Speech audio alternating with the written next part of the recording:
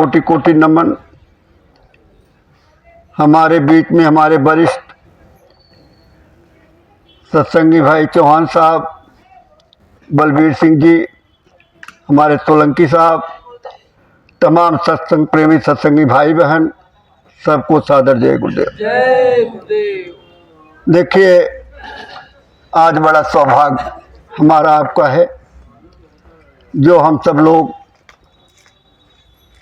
यहाँ एकत्रित होकर गुरु महाराज के सत्संग वचन को सुनने के लिए बैठे हैं। गुरु महाराज 10 जुलाई 1952 अर्दली बाजार बनारस से अपना ये सत्संग आध्यात्मिक और वैचारिक संदेश शुरू किए थे और 60 वर्ष तक पूरे भारतवर्ष में काफिला के माध्यम से, सत्संग के माध्यम से सभी लोगों को समझाया और बताया कि ये मनुष्य शरीर बार बार मिलता नहीं है। गोस्वामी जी ने रामचरितमानस में इसका वर्णन किया है कि बड़े भाग्य मानुष तन पावा, सुर दुर्लभ सत ग्रंथन गावा। ये ग्रंथों में इसका वर्णन है कि ये मनुष्य शरीर बड़े भाग्य से मिलती है। 84 लाख जोनियों में जन्मते मरते तब कहीं ये दया और कृपा कहीं न कहीं सद्गुरुओं की मिलती है। ये मनुष्य शरीर प्राप्त होता है। बड़े भाग्य से क्यों मिला?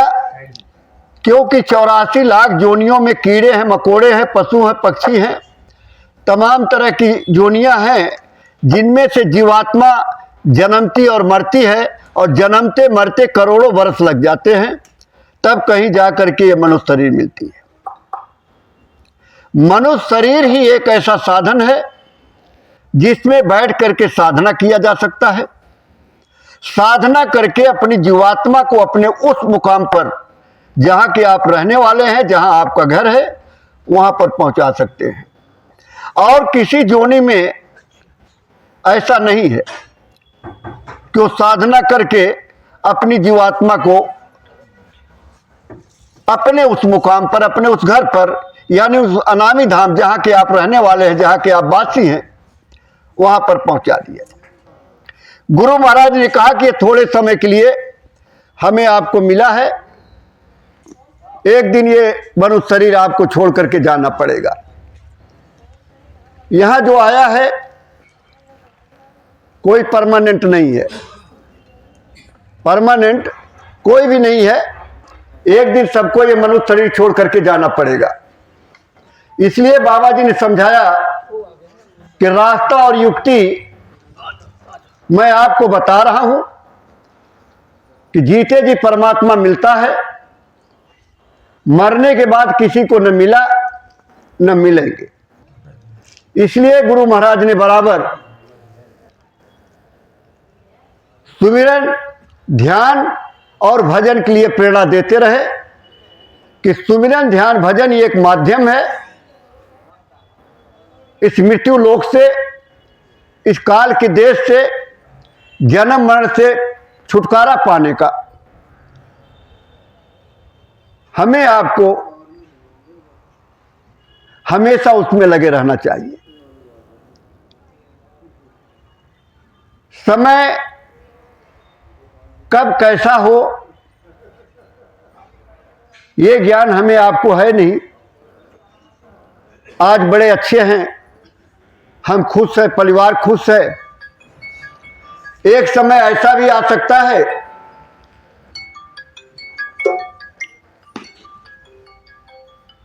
कि हमारे शरीर में तरह तरह की तकलीफें हो जाती हैं, बीमारियां आ जाती हैं, जिससे साधना नहीं हो सकती, सुमिरन, ध्यान, भजन नहीं हो सकता। इसलिए बाबा जय गुरुदेव जी महाराज ने कहा कि ये सब जवानी में भजन होता है। लेकिन अगर संत बुढ़ापे में भी नाम दान दे देते हैं तो उस भी जीवात्मा का संभाल खुद करते हैं, लेकिन उनके आदेश का पालन सबको करना चाहिए। हम राम को मानते हैं, कृष्ण को मानते हैं, देवी देवताओं को मानते हैं, गीता रामायण को मानते हैं, गुरु महाराज को मानते हैं, लेकिन उनकी बात को नहीं मानते, उनके आदेश को नहीं मानते। अगर आदेश को मान लें, जैसे पिताजी हैं, बेटा घर में है, तकलीफ हो गई, परेशानी हो गई, बेटे को आवाज दिया, बेटा ने देखा, संभाला, किया। इसी तरह से गुरु तो पिता है, और पिता जो आदेश दें वो हमें आपको करना चाहिए। समय बड़े नाजुक दौर से गुजर रहा है, समय कभी रुकता नहीं। बाबा जी की एक एक बात सामने आती जा रही है। बाबा जी ने कहा कि आगे चल करके मुसलमान कंट्रियां आपस में लड़के मर जाएंगी, एक काम शुरू हो गया है। ऐसी ऐसी बीमारी आएगी जिसका इलाज नहीं होगा, डॉक्टर अस्पताल छोड़ करके भाग जाएंगे। कोरोना में तो डॉक्टर थे, लेकिन आगे जो बीमारी आएगी उसमें डॉक्टर भाग जाएंगे, ये समझ लीजिए। तो काल व्याल से वही बचे जो सदगुरु ध्यान धरे, जो सदगुरु की शरण में है, सदगुरु के आदेश पर चलते हैं, उनका तो बचाव हो जाएगा। देखो, जाना तो सबको, यहां रहना नहीं, देश बेगाना है, जाना सबको है, लेकिन एक जाना तरीके से होता है, एक जाना है कि मार काट, बीमारी और ऐसे में चले गए। तो हमेशा जो भी सत्संग वचन सुनाए जाते हैं, गुरु महाराज के बताए जाते हैं, या गुरु महाराज ने इतना 60 वर्ष तक सत्संग किया, हमने आपने सुना। कोई 10 साल, कोई 10 साल तो गुरु महाराज को गए हुए, 10 साल से ऊपर हो गया। अब इसमें गुरु महाराज के ही तकरीबन बैठे हुए हैं, और उससे लोग 10 साल, 15 साल पहले, 20 साल पहले के नामदान लिए हुए हैं। बाबा जी ने कहा, जिसको जिस तरह से मैं नाम दान दे रहा हूं, जिस तरह से बता रहा हूं, इसी तरह से तुम साधना शुरू कर दो। 15 दिन में दिखाई सुनाई न दे तो मुझे बाबा मत कहना, ये कहा था। लेकिन हमारा आपका मन रुकता ही नहीं, मन बड़ा खराब। अब मन है, सब जानते हैं कि मन है, बस कहां है, कहां है मन? ढूंढो, पकड़ो उसको, मन कहां है? मन तो है, लेकिन मन है कहां, उसको नहीं पकड़ सकते। इसी तरह से आत्मा भी है, परमात्मा भी है, सतगुरु के बगैर नहीं मिल सकते, नहीं प्राप्त हो सकते, नहीं जानकारी मिल सकती है। अब हमें आपको तो मुफ्त में सतगुरु मिल गए, रास्ता भी दे दिए। नहीं तो लोग जाते थे गुरुकुलों में, महात्माओं के चरणों में पड़े रहते थे, सालों साल लग जाता था, सेवा करते रहते थे, जब मौज होती थी तब देते थे, रास्ता नामदान देते थे। कबीर साहब जब राजा बलक को पकड़े, राजा बलक तो बहुत बड़ा राजा, लेकिन अब वो फंस गया। धन दौलत फंसाती है, धन दौलत से हमेशा परे रहे। मैं ये नहीं कह रहा हूं धन कोई खराब चीज नहीं है, लेकिन इतना भी धन बहुत खराब है, धन ही संभालते रह जाओ तो धन ही संभालते रह जाओगे, क्योंकि इतना टेंशन होती है। एक मकान है तो उसकी टेंशन, 2 मकान है तो उससे ज्यादा टेंशन, 4 मकान हो गया तो उससे ज्यादा टेंशन। यानी जितना विस्तार आप अपना करेंगे उतनी तकलीफ पाएंगे। इसलिए गुरु महाराज कहते हैं अपने गठरी को छोटी बनाओ, मतलब आप तो रहो, लेकिन ये आपका नहीं है। ये हमेशा अपने दिमाग में रखिए कि हमारा कुछ नहीं है और मेरा भी कोई नहीं, मेरा नहीं है कोई, दिल में बहुत विचारा, और तेरे बिना है सतगुरु कोई और ना हमारा। सतगुरु ही आपके साथ, आपको लेकर के आपकी जीवात्मा को उनके साथ उस स्थान पे अपने घर पहुंचाएंगे। और कोई भाई बंधु, पिता माता, बेटा बेटी, बहू, कोई नहीं साथ देगा, कोई साथ। ये तो आए हैं तो जाएंगे राजा रंग फकीर। एक सिंहासन चढ़ चला, एक बधा जंजीर। बधा जंजीर किस चीज का है? कर्मों का, झूठ का, बेईमानी का, छल का, कपट का, तरह तरह का जो हम लोग बोलते रहते हैं। तो किसी की निंदा मत करिए। किसी न किसी रूप में हम सोचते हैं कि हम निंदा नहीं कर रहे हैं, लेकिन हमें आनंद आता है। हमें ऐसी बात करने में, किसी के बारे में जब करते हैं तो बड़ा आनंद आता है। एक बार एक राजा ब्राह्मणों को भोज करा रहे थे। भोजन बन रहा था, रसोइया भोजन बना रहा था। ऊपर से एक चील एक सांप को पकड़ करके ले जा रही थी। सांप अपने बचाव में जब उधर से गुजर रहा था तो अपने मुंह से उसने जहर उगल दिया, और जो खाना पक रहा था रसोइया का, उसमें गिर गया एक बूंद जहर का। रसोइया को नहीं मालूम। भोजन तैयार हुआ, ब्राह्मणों को खिलाया गया। जब ब्राह्मण भोजन किए तो सभी ब्राह्मण मर गए। अब ये राजा को भी नहीं पता क्या हुआ, रसोइयों को भी नहीं पता क्या हुआ, चील को भी नहीं पता क्या हुआ, और सांप को भी नहीं पता क्या हुआ। अब जमराज जी सोचने लगे कि ये किसके ऊपर डालें। आखिर पता किसी को नहीं है, गलती तो किसी का ही नहीं। न तो राजा की गलती है, न तो रसोइये की गलती है, न सांप की गलती है, और न बाज की गलती है। वो रख दिया पेंडिंग में। कई बार देखते हैं ऑफिस में, जब कई फाइलें देखते रहते हैं तो कोई फाइल ऐसी आ जाती है, अफसर किनारे रख देते हैं कि बाद में देखेंगे इसको। उलझने वाली फाइल तो उसको बाद में देखेंगे। तो जमराज ने उसकी फाइल अलग रखवा दिया, बोले इसको रखो, बाद में देखेंगे इसका क्या होगा। बड़े दिन बाद कुछ ब्राह्मण उधर से गुजर रहे थे, राजा से मिलने के लिए आ रहे थे। एक औरत से रास्ते में पूछा कि भाई राजा के घर जाना है तो किधर से जाना है, तो उसने रास्ता तो बता दिया। रास्ता बताया कि इधर से चले जाओ राजा घर। लेकिन एक बात और बीच में कह दी, बोले थोड़ा ध्यान देना। अब इसी बात को कहने में हमें आपको आनंद आता है कि जब किसी की बुराई, किसी की घर की चर्चा जब हम करते हैं तो अंदर से आनंदित होते हैं, मुझे अच्छा लगता है। यही बात उस औरत ने किया कि जात रहे हो, लेकिन ध्यान करना, और राजा जो है ब्राह्मणों को खिला करके मार देता है। बस जमराज ने कहा लाओ जाओ जल्दी फाइल लाओ, इस औरत के नाम लिख दो। उनके दूतों ने कहा प्रभु इसकी क्या गलती है? बोले इसी की तो गलती है। बोले किसी को नहीं मालूम, न राजा को मालूम, न रसोइयों को मालूम, न बाज को मालूम, न सांप को मालूम, और न इससे उनको आनंद आया, आनंदित भी नहीं हुआ। लेकिन ये औरत जो है इस बात को कहकर आनंदित हो रही है, खुश हो रही है, प्रसन्नता हो रही है। इसी तरह से हम आप जब किसी के बारे में चर्चा इस तरह की करते हैं तो मतलब अंदरूनी जो है, आंतरिक तौर पर आनंदित होते हैं, खुश होते हैं। उसके नाम से जो है तो वो कर्म उसके ऊपर डाल दिया गया।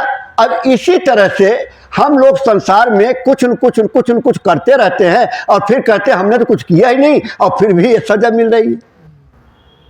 ये क्यों मिल रही है? फिर इसी तरह से ऐसे ही शब्दों का प्रयोग करके हम लोग समझते तो नहीं हैं, लेकिन उसका कर्म हमारे ऊपर आ जाता है, जिसकी वजह से हम उस कर्म को भुगतते हैं, भुगतना पड़ता है। तो बालक जो है वो फंस गया, राजा हो गया। अब राजा हो गया तभी लिखा तप के चूके राज मिलत है, राज के चूके नरका। राज ऐसे नहीं मिलता, बहुत बड़ी तपस्या करते हैं, बहुत बड़ा पुण्य का काम करते हैं, अच्छे कर्म करते हैं, तब कहीं राजे महाराजे बनते हैं। एमपी एमएलए मिनिस्टर क्या है? राजे तो हैं। अरे फूलन देवी डाकू थी, डाकू क्यों बनी ये सब बताने की जरूरत नहीं, लेकिन बाद में वो मेंबर ऑफ पार्लियामेंट भी बनी, एमपी बन गई। वो उसका प्रारब्ध है, उसकी किस्मत है। प्रारब्ध में जो है आपको मिलेगा, जो आपने कर्म किया है अच्छा बुरा वो आपको मिलेगा। अच्छा किया तो अच्छा मिलेगा, बुरा किया है तो बुरा मिलेगा, जनरल किया तो जनरल मिलेगा। तो राजा बालक को कैसे निकालें वहां से? तो कबीर साहब उनके दरबार में पहुंच गए, मैले कुचैले कपड़े और टेबल के नीचे, कुर्सी के नीचे झांक रहे। लोग बोले क्या देख रहा भाई, क्या देख रहा? बोले मेरा ऊंट गायब हो गया, ऊंट। अब बताओ टेबल के नीचे ऊंट आएगा क्या? नहीं आएगा। लोग बोले पागल पागल, बताओ टेबल के नीचे ऊंट ढूंढ रहा है। अब वो बात देनी थी, बताना था, चले गए। 2-4 दिन बाद फिर आए, राजा के सिंहासन खाली था तो सिंहासन पे बैठ गए। अब लोग कह रहे हो देखो पगला आ गया, पगला आ गया। उस दिन जो है ऊंट ढूंढ रहा था, राजा कुर्सी पर बैठ गया। तब तक राजा बलख आ गए। उन्होंने कहा तुम्हारी यही हिम्मत? अरे राजे महाराजे और जिम्मेदारी प्रथा में बड़ी कड़ाई होती थी, इतनी शक्ति होती थी, लेकिन लोग आज का दुनियादारी देख करके, आज का शासन देख करके कहते हैं पुराने अच्छा था, पुरानी व्यवस्था बढ़िया थी, क्योंकि नियम था, कानून था। तो कुछ है ही नहीं है। मारने वाला, बुरा कर्म करने वाला बाहर घूमता है और शरीफ आदमी जेल में होता है। आज का तो नियम कानून बन गया। राजा बलख ने कोड़े मंगाए, कोड़ा, तब कोड़े का रिवाज बड़ा था। कोड़ा मंगाए, 5 कोड़ा। कबीर साहब को खींच खींच के 5 कोड़े जब लगे और कबीर साहब ठहाका मार के हंसे, तो बलख कहे अरे मैं तुम्हें कोड़े मार रहा हूं, तुम हंस रहे? बोले मैं हंस इसलिए रहा हूं कि मैं तो 2 मिनट बैठा तो 5 कोड़े पड़ गए, और जो रोज बैठता है उसको कितने कोड़े पड़ेंगे, यही कह के कबीर साहब चल दिए। अब विचार करिए, हम आप उसी जगह हैं। अब राजा बलख सोचने लगा बात तो ठीक है, संस्कारी जीव था कि हम तो रोज बैठते हैं, तो मेरा क्या होगा। उसने बुलाया मंत्रिमंडल को, बेटे को बुलाया, राजपाट सौंप करके और चला गया कबीर साहब के सेवा करने लगा। सेवा करते करते करते करते उनकी पत्नी कबीर साहब की कहने लगे बलख तो बड़ा सेवादार है, बड़ी सेवा करता है, तो इसको कुछ दे दो। अभी कुछ मिला नहीं, आपको तो किसी ने बुला करके ले गए, चलो बाबा जय गुरुदेव जी आ रहे हैं, सत्संग है। आप वहां पहुंच गए, सत्संग के बाद बोले नामदान मिलेगा, तो नामदान दे दिया, नामदान दे दिया। नामदान समझाने के लिए बता दिया, लोग पर्चा ले लेना, पुराने लोगों से पूछ लेना, समझ बूझ लेना, अच्छी तरह से करना, गलत मत करना, इतना सब कुछ समझा दिया। और बलख बेचारे सालों हो गया और लगे हुए हैं। तब कबीर साहब की पत्नी जब कहा कि कुछ दे दो, कहने लगे इसका पात्र साफ नहीं है, हमारा आपका भी नहीं है, हमारे आपके भी बहुत अंदर गंदगी है। बोले अभी पात्र साफ नहीं है। बोले कैसे? बोले अभी दिखाता हूं। जा रहे थे, ऊपर से छत से कूड़ा करकट वही ऊपर से डाल दिया। जब डाल दिया तो राजा बलख देखा ऊपर, नजर तो कोई आया नहीं, लेकिन बोला ना हुआ राजा बलख, तुम्हारा चमड़ा खिंचवा करके भूसा भरवा देता। बोले देखो रस्सी जल गई, ऐठा नहीं गया, सेवा में लगा है, बहुत सेवा करता है, लेकिन अभी राजा वाला ख्वाब बना हुआ है, पात्र खाली नहीं, अहंकार है। जब तक भी अहंकार रहेगा कुछ नहीं मिलेगा। फिर थोड़े समय बीता तो मैला फेंकवा दिया, टट्टी। तो ऐसे हाथ जोड़ करके और नीचे सर करके मालिक को याद कर रहे हैं कि अभी कितने गुनाह बाकी हैं। तब कबीर साहब ने कहा अब इसका पात्र साफ हो गया है। अब वहां जाकर के उन्होंने नामदान दे दिया। ऐ प्रेमी भाई बहनों, हमारा आपका बहुत भाग्य। गुरु कहें करो तुम सोई, और गुरु करे करो मत कोई। देखो बाबा जय गुरुदेव जी महाराज ने कहा था कि आगे चल करके बहुत जय गुरुदेव हो जाएंगे। हकीकत में बड़े लोग झंडा लगा के जय गुरुदेव का जय गुरुदेव बाबा बन गए।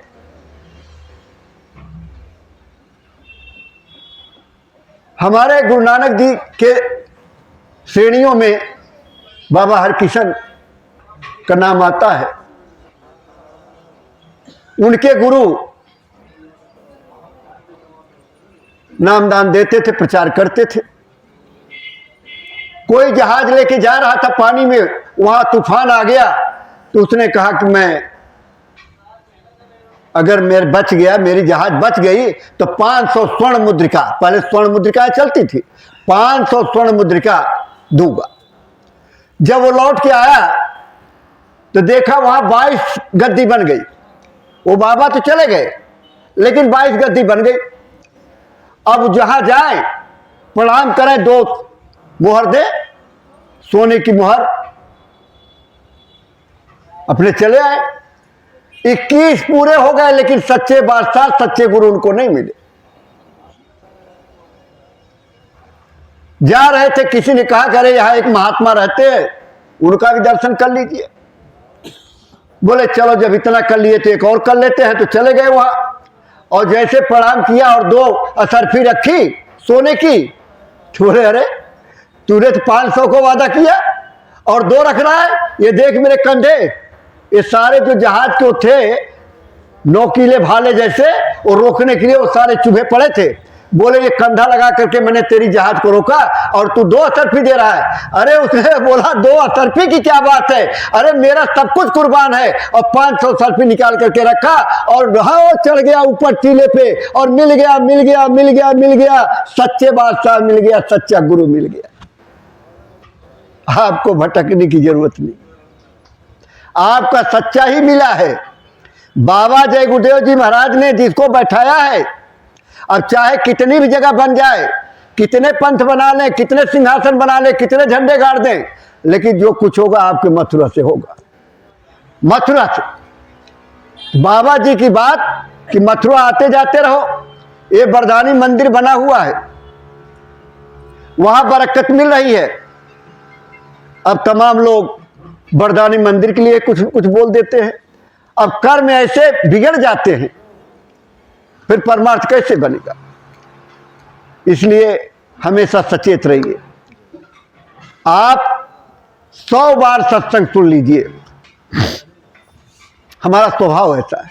100 बार सत्संग सुनिए, या जीवन में इतना सत्संग सुना है आपने, लेकिन एक काल का दूत आ जाए और आपके मन में जरा सी कोई बात कर दे तो फट जो है आप कह दो हाँ ये ठीक कर रहा है, ये ठीक कर रहा है, बाकी तो सब बेकार। सत्संग के किनारे हो गए। जैसे एक बच्चा किसी महात्मा के यहाँ छोटेपन से रहने लगा। अब छोटा बच्चा है, उसको क्या पता लगता है देश दुनिया के बाद। अब ये घर है इतना बड़ा, अब इस घर में कोई बच्चा रख लिया जाए और दरवाजे से बाहर ना उसे कभी भेजा जाए, उसको क्या पता लगेगा बाहर क्या है। बाजार है, गाड़ी है, घोड़ा है, तमाम चीज, सड़क है, कुछ नहीं पता। वो जवान हो गया, अब वहां सेवा का काम, झाड़ू लगाना, बर्तन मांजना, खाना बनाना, गुरुजी को नहलाना, ये तमाम सेवाएं चलती रहती थी। ये सबसे बड़ी सेवा, जो शरीर की सेवा होती है सबसे उत्तम सेवा, तन की सेवा सबसे उत्तम। जवान हो गया, अब उसको जानकारी भी तो होनी चाहिए। महात्मा जी ने कहा कि अरे बच्चा तुम जाओ, घूम आओ, देश दुनिया देखाओ, देश दुनिया में क्या होता है। तो चल दिया, कभी बाहर निकला नहीं था, कुछ जानकारी थी नहीं, लेकिन घूमते घूमते घूमते ऐसे घूम रहा है, देख रहा है तो कस्बा बाजार लगी हुई, वहां एक आदमी शराब पिए और खूब जो है ठाके मार। शराब पीने के बाद बादशाह से कम नहीं होता। इसका प्रमाण तो वही है कि अकबर बादशाह और बीरबल घोड़े पे जा रहे थे, उधर से एक शराबी आ रहा था। वो शराबी बोला ए बताए गधे की कीमत क्या है। तो अकबर बादशाह ने कहा इसको बंद करो, इसको बंद करो, उठा के बंद कर दिए। अब जब सवेरा हुआ तो उसको दरबार में पेश किया गया कि भाई बताओ इस घोड़े गधे की क्या कीमत है। अरे बोला सरकार वो तो व्यापारी रात ही चला गया, वो तो चला गया, उतर गई तो चला गया। तो शराब पी के अपने आप को बादशाह ही समझते। अब शराबी पिए अपने ठाके मार रहा, दुनिया भर की बातें बोल रहा है, और उधर से जो है वो सन्यासी टाइप का कपड़ा पहनता था। और वो देखा तब तक एक जा रहे थे तो वहां से पोटली गिरी, उसके कोई साधन रहा होगा, एक पोटली नीचे गिरी और पोटली दौड़ करके शराबी उठाया। अब उठाया तो देखा, खोला तो चांदी और सोना और रुपया, और उसमें जो है तो देखा सामने तो सन्यासी खड़ा, तो बड़े जोर से हंसा। बड़े देखा देखा शराब पीता हूं, मौज करता हूं, मस्ती मारता हूं, तब भी भगवान देखो दे रहा है। सन्यासी ने सोचा ये बात तो ठीक करा, मैं इतना बड़ा हो गया छोटेपन से, और महात्मा जी के यहाँ झाड़ू लगाओ, पोछा लगाओ, बर्तन मांजो, नहलाओ धुलाओ, कपड़ा धो और भजन करो, और कोई काम नहीं, कुछ नहीं। क्या आनंद है वहाँ, क्या मिलता है? अब रहूंगा नहीं यार। जैसे ही मुड़ा, कांटा चुभ गया, कांटा चुभ गया तो कांटा निकाला, झुका और पैर से कांटा निकाल के फेंका, बोला अब आश्रम में रहूंगा नहीं। चला गया, आश्रम में पहुंचा तो महात्मा जी ने कहा अरे बच्चा आ गए? अरे बोला गुरु जी आ तो गया लेकिन रहूंगा नहीं, अब रहूंगा नहीं यार। बोले क्यों, क्या हो गया? अरे बोले कुछ नहीं लेकिन रहूंगा नहीं। अरे बोले कुछ तो हुआ होगा। अरे बोले हुआ ये कि एक आदमी मिला, शराब पिए मस्त था, और उसके सामने भगवान के देखो छप्पर फाड़ के इतनी बड़ी पोटली भेज दिए, और उसमें चांदी और सोना और रुपया, और आपके यहाँ मुझे क्या मिलता है? दिन रात लगा रहता हूं, दिन रात लगाए रहते हो, बर्तन मांज ले, कपड़ा धो ले, झाड़ू लगा ले, पोछा लगा ले, ये कर ले, वो कर ले, वो कर ले, यही करवाते रहते हो। है क्या मेरे पास? एक ये बनियान से दे रखे हो, एक ये तामद मारने के लिए गमछा से दिए हो, और क्या है मेरे पास? अरे बच्चा बस भाई, इतनी सी बात, इतने परेशान हो गए। अरे तुम तो गणित की विद्या जानते हो, तो गणित देखो, वो जो घड़ी थी, वो जो समय था, उसका मिलान करो तो पता लग जाएगा तुम्हारा कि तुम कुछ पाए हो या खोए हो। तो लगाया, गणित का ज्ञान था, तो गणित का जब लगाने लगा तो देखा कि वो जो पोटली पाया था चांदी सोने की, रुपए की, उसको उसी वक्त राजा बनना था, लेकिन उसके कर्म अच्छे नहीं थे, इसलिए एक पोटली उसको सिर्फ मिली। लेकिन ये जो सन्यासी था, इसको उसी समय फांसी चढ़नी थी, फांसी होना था। लेकिन महात्मा की शरण में रह करके उनकी दया दुआ, उनका सत्संग, उनका आशीर्वाद और उनके आदेश का पालन करते करते करते ऐसा कर्म साफ हो गया कि एक कांटा, देखो लगा जरूर, लेकिन कांटा चुभा करके फांसी टलवा दी। ये होती दया। और दूर मत जाइए, आपके इसी नजफगढ़ में एक मित्रों गांव है, आज भी वो आदमी मौजूद है, ठीक है हमारे संगत में नहीं आता, लेकिन वो मौजूद है। पुलिस की नौकरी करता था, पुलिस का डंडा होता मोटा सा, वो डंडा लेके जा रहा था, घर पहुंचा, घर में चाचा ताऊ में आपस में झगड़ा हो रहा था, तब तक उसने वो डंडा जो था पुलिस वाला, उसी से मारा उसके ताऊ के किसी जो है सर पे, और वो गिरे, बेहोश हो गए, लोग उठा के अस्पताल ले गए, 2 दिन बाद वो मर गए, केस हो गया, नौकरी चली गई, मुकदमा चल रहा। अब मुकदमा चलते चलते इसके वकील ने कहा कि भाई देख, तुझे या तो आजीवन कारावास होगा या तो फांसी होगी, इस दोनों से कोई बचा नहीं सकता। उसका खुद का वकील बोला। अब उसके मुंह की बात मैं बताऊं, पहले अपने आश्रम पे रात को पहरेदारी हुआ करती थी, हम सब लोग भाई मिल करके पहरेदारी करते थे। तो उसमें 2 टीम बनाई जाती थी, एक शाम से लेके 2 बजे रात तक होती थी, और एक 2 बजे रात से लेके सुबेरे तक होती थी। तो वहाँ यही दादा गुरु का भंडारे का समय था, आग जला करके मैं और अपने अध्यक्ष माननीय विजयपाल सिंह जी बैठे थे, और वो बैठे अब अपनी बात को बता रहा था। उसको हम एसीपी कहा करते थे कि भाई हमारी टीम के एसीपी हैं। तो 2 बजे तक हम लोग जगते थे, जब दूसरी टीम लगा के तब सोने जाते थे। तो कहने लगा कि मैं ऐसा कोई बाबा, ऐसा कोई अम्मा नहीं थी दिल्ली में जिसके पास मैं नहीं गया हूं, सबके पास गया मैं कि भाई मुझे बचाओ, लेकिन किसी ने कुछ नहीं हमें आश्वासन दिया, न मैं बचा। एक आदमी मिला मुझे वही गांव देहात में ही उनके, कहने लगा सुन भाई चला जा मथुरा, वहां बाबा जय गुरुदेव हैं, लेकिन 101 रुपया लेते हैं। अब ये समझ लो बात, अब इसमें पुराने भाई बैठे होंगे, 1 रुपया भी गुरु महाराज को दिए होंगे, मैं खुद मौजूद हूं, मैंने भी 1 रुपया दिया हुआ उस समय में, 2 रुपए, 10 रुपए, 5 रुपए, मतलब ऐसा भी लोगों ने दिया है, यहां तक कि अठन्नी भी दिया है। गांव देहात की माताएं बहनें अठन्नी भी दी हैं बाबा जी को। बताओ, 54 की बात आ गई, 54 भी दी। लेकिन उन्होंने कहा कि 101 रुपया लेते हैं, लेकिन उसके बेचारे के पास यहाँ किसी तरह घर में रोटी कैसे खाते थे, कैसे इंतजाम करते थे, किराया भाड़ा भी मथुरा जाने का चाहिए, किराया भाड़ा इकट्ठा किया और चला गया मथुरा। मथुरा गया तो पूछा भाई बाबा जी से मिलना है, तो बोले बाबा जी तो बैगन के खेत में है, वहाँ सेवा चल रही है। तो चला गया तो 11 रुपया निकाल के बाबा जी को दिया। बाबा जी ने रुपया फेंक दिया तो वो कहता मेरे मन में यही हुआ कि 101 नहीं है इसलिए फेंक दिया। बोले सेवा करो, सेवा करो। तो मरता क्या नहीं करता, खुरपी उठाया, वो भी बैगन खेत में निराई करने लगा। 10 मिनट बाद गुरु महाराज ने उसको बुलाया। हाँ बच्चे बताओ क्या बात है। तो उसने अपनी कहानी को बताया। गुरु महाराज चुप हो गए। अच्छा, गुरु महाराज से जब भी कोई अपनी बात कहता था तो गुरु महाराज चुप हो जाया करते थे। फिर बोले कब मरा, तो बोले 2 दिन बाद। बोले अच्छा जाओ। उसी समय गुरु महाराज का काफिला दिल्ली से गुजरने वाला था। 1 हफ्ते 10 दिन के बाद डॉक्टर करुणाकांत मिश्रा जी से मिला वो।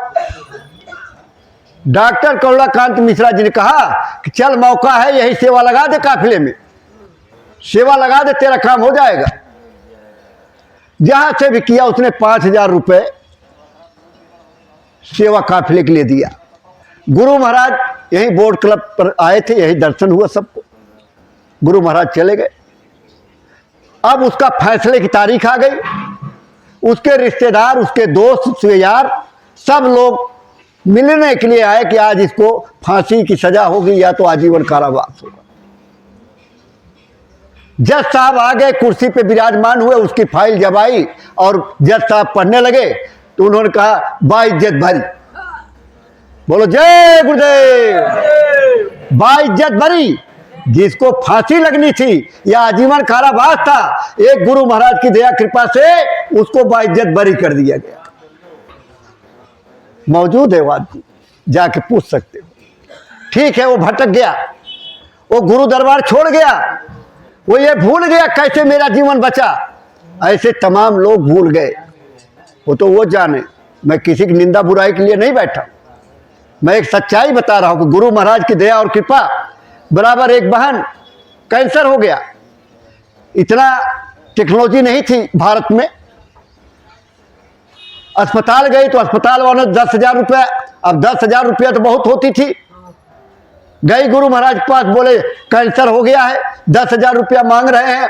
तो गुरु महाराज का अरे अमरूद ले ले, अमरूद, कच्चा अमरूद भून के खा ले। तो कच्चा अमरूद भून के खा लिया और फिर 2 महीने बाद गई टेस्ट कराने के लिए, कैंसर ही नहीं। अब सोचिए, लेकिन आप मत खाने लगना। कहीं सोचो बाबा जी ने कहा था, वो तो बाबा जी उनको, अब बाबा जी तो मिट्टी उठा के दे दिया, वो भी दवाई हो गई। तो अमरूद कह दिए तो दवा हो गई। ऐसे दया कृपा। अब आप कहते दाढ़ी वाला, बाल वाला, कपड़ा वाला, ये बाबा है, ये गुरु है। गुरु सब रूप होते, सद स्वरूपी संग है, कभी नहीं होते दूर, वो कभी दूर नहीं होते। अब बाबा जी मथुरा होते थे, आपको परेशानी तकलीफ होती थी, आप याद करते थे, प्रार्थना करते थे, तो आपको परेशानी से निजात मिलती थी कि नहीं मिलती थी? परेशानी से कुछ राहत मिलती थी कि नहीं मिलती? आज भी मिलती है। आप महाराज जी को कम मत समझो। महाराज जी की बड़ी दया कृपा है। बहुत मौज हो रही मालिक की, जिसके ऊपर गुरु का हाथ हो, जिसके ऊपर गुरु की दया हो, और गुरु की दया लेके जो चल रहे हैं, वहां कहीं कमी होने वाली है? यस। जब गुरु महाराज शरीर छोड़ करके गए, तमाम लोगों ने मुकदमा कर दिया, बैंक बंद हो गए, पेट्रोल पंप बंद हो गया। 1100 गाय बैल थे उस समय। गुरु महाराज ने कहा ये मेरी प्यारी गऊएं, इनको न बेचूंगा न छोड़ूंगा, अगर तुम नहीं खिलाओगे तो मैं भीख मांग के खिलाऊंगा। यही गाय और बैल अंतिम जोनी है। इसी के बाद बच्ची और बच्चा पैदा होते हैं। yes. अब पैसा आना बंद हो गया। जिस दिल्ली के भंडारे में 100 आदमी भंडारा चलाते थे अंदर, उस भंडारे के गुरु पूर्णिमा के कार्यक्रम में सिर्फ 150 आदमी आए थे। 150 आदमी। सोचिए, गुरु का आदेश था, गुरु महाराज का रखा हुआ था गुरु पूर्णिमा का कार्यक्रम, लेकिन हमारे भाइयों ने, बहनों ने मथुरा जाना ठीक नहीं समझा। तरह तरह की अफवाहें उड़ा दी गई।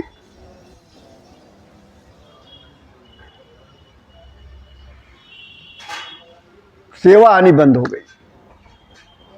8 लाख का बिल आ गया बिजली का। महाराज जी बिजली का बिल लिए बैठे, कहां से देंगे? पैसा तो है नहीं, बैंक बंद है, सेवा आ नहीं रही है, सेवादार नहीं आ रहे, क्या होगा? तो कोई आदमी एक आया और कहने लगा कि मुझे सेवा देना है। लोगों ने कहा महाराज जी बैठे हैं वहां, चले जाओ दे दो। अब महाराज जी वही बिल लिए बैठे कि दे कहां से? वो आदमी आया, बोला सेवा देनी है, बोले दे दो। तो 8 लाख रुपए। 8 लाख कोई थोड़ा थोड़ा ही होता है। जब बैंक से निकालने लगा 8 लाख, तो महाराज जी एक बार देखते रह गए, बोले ये बोले ऐसा है, मेरी बिटिया को कैंसर हो गया।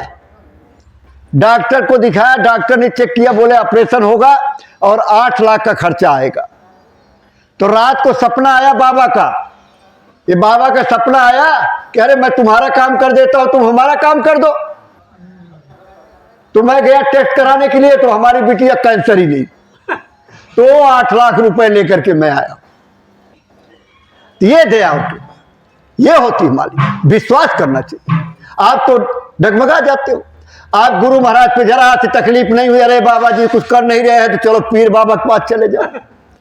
अब पीर बाबा के पास नहीं हुआ तो हनुमान बाबा के पास चले गए, हनुमान जी के नहीं हुआ तो वैष्णो के चले गए। अरे एक ही साधे सब सधे और सब साधे सब जाए, एक ही साथ। जब मुख्य आपको मिल गए, मूल रूप से मिल गए, तो फिर जगह जगह भटकने की क्या जरूरत है? लेकिन जो जगह जगह हम भटकते हैं, बाबा जी ने कभी नहीं कहा कि मंदिर मस्जिद गिरजाघर गुरुद्वारा मत जाओ, लेकिन कहा कि वहां से मुक्ति मोक्ष नहीं होगी। जब आप जाते हो, मूर्ति को देखते हो, आते हो, ध्यान भजन पर बैठते हो, तो वो मूर्तियां भी सामने आके खड़ी होती हैं। तो साधना किसकी करोगे? जब गुरु महाराज ने कहा अच्छा इसमें कोई ऐसा भी है जो नामदान नहीं लिया है? कोई ऐसा है जो नामदान जिसको नहीं मिला है? कोई है? कोई ऐसा नहीं है ना। आप कोई बात नहीं। गुरु महाराज ने, देखिए अब मुझे थोड़ी सी बात बतानी है, डॉक्टर कौलाकांत मिश्रा की बतानी पड़ रही है। इसी बात को लेकर के जो प्रश्न मैंने यहां किया है, इसी बात को बताने के लिए। मिश्रा जी एक बार तालाब में डूब रहे थे, तब गुरु महाराज को नहीं जानते थे। कौलाकांत मिश्रा की बात करो। गुरु महाराज ने धोती अपनी गमछा फेंक करके उनको बोला पकड़ लो बच्चा, पकड़ लो, और निकाल दिया बाहर। सिवान जिला के रहने वाले बिहार के जगन्नाथ जी पुराने सत्संगी थे। जगन्नाथ जी से इनकी जान पहचान थी। गुरु महाराज सिवान में गए थे, तो जगन्नाथ जी ने कहा कि हमारे गुरु महाराज आ रहे हैं, चलो तुम्हें दर्शन करवा ला। तो चले गए। तो ऐसे हाल टाइप का था, जहां सब लोग बैठे थे, गए बैठ गए। गुरु महाराज आए। गुरु महाराज के लिए मंच बना हुआ था, मंच पे विराजमान हुए। बोले ये हुआ था कि आज नामदान होगा। बोले जो लोग सत्संग नहीं सुने हैं वो खड़े हो जाएं। तो सबसे पहले मिश्रा जी खड़े हुए। मिश्रा जी खड़े हो गए। गुरु महाराज ने कहा और कल जो सत्संग नहीं सुने खड़े हो जाओ, तो कोई खड़े नहीं हो। गुरु महाराज ने एक एक आदमी को इशारा किया, हाँ खड़े हो बच्चा। पढ़े थे? सत्संग सुना था? नहीं, मैं किताब पढ़ा था। खड़े 10 आदमी को खड़ा कर दिया गुरु महाराज ऐसे। हाँ बच्चा तुम बताओ कल सत्संग सुने थे? नहीं मैं नहीं सुना था। मतलब यही परीक्षा थी मिश्रा जी। गुरु महाराज के जाओ बाहर सब लोग। तो सब लोग चल दिए, तो मिश्रा जी चल दिए। तो मिश्रा जी बोला अरे बच्चा, तो बच्चे ही थे वो, छोटे बोले बच्चा तुम रुको। मिश्रा जी ने कहा मैं सत्संग नहीं सुना। बोले यही तो सत्संग है, यही सत्संग है। जो सत्य की बात करता है वो सत्संग है। जहां सत्य का परिचय और बोध करा दिया जाए वही सत्संग है। और वही मिश्रा जी को नामदान मिला था। इसलिए मैंने पूछा कुछ बताना था मुझे, तो भाई ने कहा कि मैं पहली बार आए होंगे या पहले भी आए होंगे, बड़ा धन्यवाद है आपका। ये संत मत है। संत मत में रस दिखता नहीं है, लेकिन थोड़ा सा परिश्रम कर दोगे तो रस मिलने लगता है। वो ऐसा आनंदित रस है, अमृत रस, जो इस संसार में मिल ही नहीं सकता। लेकिन उसके लिए कुछ तो करना पड़ेगा, आप करेंगे तब। जैसे एक आदमी किसी कस्बे के बाहर बैठ करके किनारे, मुसलमानों का क्षेत्र था, कहे गुरु कहे तो मुसल्लम को शराब में डुबो दो। गुरु कहे तो मुसल्ला को शराब में डुबो दो। मुसल्ला होता है जिस पे बैठ करके मुसलमान भाई नमाज पढ़ते हैं, उसे मुसल्ला बोलते हैं। और मुसलमान के मजहब में लिखा गया है कि अगर शराब की एक बूंद जिस्म पे गिर जाए तो उस जिस्म को जला देना चाहिए, उस जगह को, या उसको जुदा कर देना चाहिए, यानी काट के फेंक देना चाहिए। सोचो कितनी बड़ी बात कि वो जगह जला देना चाहिए या शरीर से जुदा कर देना चाहिए, काट के निकाल देना चाहिए। और वो आदमी कह रहा है कि गुरु कहे तो मुसल्ला को शराब में डुबो दो। अब जो ही सुने वो गाली देगा या आरती उतारेगा? मुसलमानों का क्षेत्र, अब जो ही वही गाली दे, पत्थर मारे, खून मारा। वहां के काजी साहब के पास खबर पहुंची कि एक आदमी ऐसे आया है और वो कह रहा है कि ऐसे ऐसे बोल रहा है कि गुरु कहे तो मुसल्ला को शराब में डुबो दो। काजी साहब गए वहां, बड़े ध्यान से सुना। हम अब क्या करते हैं, बड़ी जल्दबाजी में कोई बात कोई कहता है उसी पे हम उसको जवाब शुरू कर देते हैं। हम ये नहीं सोचते कि आखिर किस परिस्थिति में उस बात को कह रहा है, क्यों कह रहा है। इस पे हमें गुनावन करना चाहिए, सोचना चाहिए, विचार करना चाहिए। लेकिन ना, अरे तुमसे मैं कम हूं, तुमने एक दिया है गाली तो मैं 4 दूंगा। काजी साहब ने जब सुना, वो कहा गुरु कहे तो मुसल्ला को शराब में डुबो। काजी साहब ने कहा दूसरी लाइन क्या है? बोला दूसरी लाइन इतना आसान है क्या? देख रहे हो यहां पत्थर मारे लोग, खून बहा, कितनी गालियां दे डाले, और आप कह रहे हो कि दूसरी लाइन बता दो। तो बोले कैसे पता लगेगा? बोले मेरी तरह तुम भी गाली सुनो, तुम भी गाली सुनो तो दूसरी लाइन पता लग जाएगी। तो बोले ठीक है। गए डुग्गी पिटवा दिए कि कल बेस्या के घर जा रहे हैं काजी साहब। अब काजी साहब 60 साल के, अब जो ही सुने वही कहे काजी पगला गया, काजी मूर्ख हो गया, बेवकूफ हो गया। बताओ 60 साल का बुढ़ा, जिंदगी बीत गई, कहां जा रहा है बेस्या के यहाँ? सब गाली दे, जो ही सुने वही गाली दे। जो मैंने शुरू में ही आप लोगों से प्रार्थना किया है कि चाहे कुछ भी हो जाए, आप किसी को गंदा मत बोलो, किसी गंदा मत कहो, किसी की निंदा बुराई मत करो, नहीं तो उसके कर्मों के नीचे आ जाओगे। अब वो सवेरे तैयार हो गए, चले गए, दोपहर हो गई, दोपहर जा रहे काजी साहब बेस्या घर जा रहे। अब उन्हें तो दूसरी लाइन का पता करना था। जब तड़प होती है किसी चीज को पाने की तो आदमी बड़ी मेहनत करता है। हमें आपको भी एक तड़प होनी चाहिए। जब भी तुमने ध्यान भजन पे बैठते हो, एक लगन के साथ कि आज मालिक कुछ मिलेगा तभी उठेंगे। नहीं तो हम क्या करते हैं, मालिक हमारा ये काम हो जाए तब हम करेंगे। बताओ, अरे ये कहो कि कुछ मिले, क्यों संसार की चीज मांगते हो भाई? संसार की चीज तो यहीं रह जाएगी। परमार्थ की चीज जहां जाना है उसके लिए तैयारी करो, उसके लिए पैसा मांगो, उसके लिए खर्चा मांगो, उसके लिए रास्ता मांगो, उसके लिए युक्ति मांगो, तब न होगा। बेस्या के यहां काजी साहब पहुंच गए, देखा काजी साहब आए हैं, सम्मानित आदमी है, बैठाया प्यार से। काजी साहब ने कहा मैं रात को आज यहीं रहूंगा। ठीक, वेश्या के यहां जाता क्यों है आदमी? रात को एक कन्या, अब औरत थी, भेज दिया गया। आई वो लड़की रोने लगी। काजी साहब ने कहा बेटी क्यों रो रही हो? काजी का कोई नियत खराब थोड़े था। उन्होंने कहा क्यों रो रही हो? कहने लगी आज मैं पहली बार आपके पास भेजी गई। मेरे अब्बा थे, मेरी मां थी, मेरा काफिला जा रहा था, उसमें डाकू लोगों का धावा बोल दिए, डाकू आ गए और भगदड़ मच गई। डाकू लोग लाए, मुझे उठा करके यहां बेच दिया, हमारे माँ बाप बिछड़ गए। काजी साहब ने कहा क्या नाम है बेटा तुम्हारा? तो उसने अपना नाम बता। तुम्हारे अब्बा जान का क्या नाम है? तो उसने नाम बता। तुम्हारी मम्मी क्या नाम है? उसने वही नाम बता। काजी साहब ने गले लगा लिया अपनी बेटी को।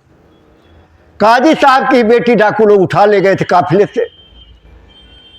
जब सवेरा हुआ तो काजी साहब ने वेश्या से कहा ये मेरी बेटी है, जितना पैसा चाहिए मैं दूंगा, लेकिन इसको मेरे साथ भेज दो। वेश्या ने कहा अरे काजी साहब आपकी बेटी हमारी बेटी, और उसने बहुत कुछ धन दौलत दे करके विदा किया, अपनी बेटी की तरह रुखसत किया वहां से, और आए उसके चरणों में गिर गए। कहने लगे दूसरी लाइन कहने की जरूरत नहीं है। कहे गुरु कहे करो तुम सोई। वो कह रहा है कि गुरु कहे तो मुसल्ला को शराब में डुबो दो। अगर गुरु कहे छत से कूद जाओ तो ये मत सोचो टांग टूट जाएगी। अगर सोचोगे कि टांग टूट जाए तो टूट नहीं टूटना, लेकिन अगर कूद गए, कुछ सोचा ही नहीं, तो आपका बाल लबाका। गुरु को सिर पे राखिए, चलिए आज्ञा माए, और आगे आगे गुरु चले, तीन लोग डर किस बात की? डर किस बात की भाई? है? जब गुरु साथ है तो चिंता किस बात की? महाभारत में कृष्ण भगवान ने बड़ा समझाया, भाई लड़ाई अच्छी बात नहीं है, आगे कलयुग आने वाला है, अरे मिलजुल करके अपना कर लो सब। सबने कहा ना। फिर बोले 5 ही गांव दे दो, पांडवों को 5 गांव दे दो, गुजारा कर लेंगे। बोले सुई के नोक के बराबर नहीं दूंगा, लड़के ले ले। कृष्ण भगवान ने कहा चलो लड़ाई करो भाई। कुरुक्षेत्र में चले गए, हरियाणा में कुरुक्षेत्र है, वहां चले गए। दोनों सेनाएं खड़ी, कृष्ण सारथी थे अर्जुन के। अर्जुन ने कहा जरा मुझे बीच में ले चलिए, मुझे लड़ना किससे है, मैं देखूं मुझे लड़ना किससे है, कौन है हमारे सामने। जब ले गए बीच में खड़ा किया तो वहां जो है दिखाया तो द्रोणाचार्य, पितामह, गुरु द्रोण, कितने लोग, भाई बंधु रिश्तेदार नातेदार सब सामने खड़े हुए हैं। अर्जुन कहा इनको कैसे मारूंगा मैं? पितामह हमारे भीष्म पितामह, गुरु द्रोणाचार्य, कृपाचार्य, मेरे भाई मेरे रिश्तेदार, इनको कैसे मारूंगा?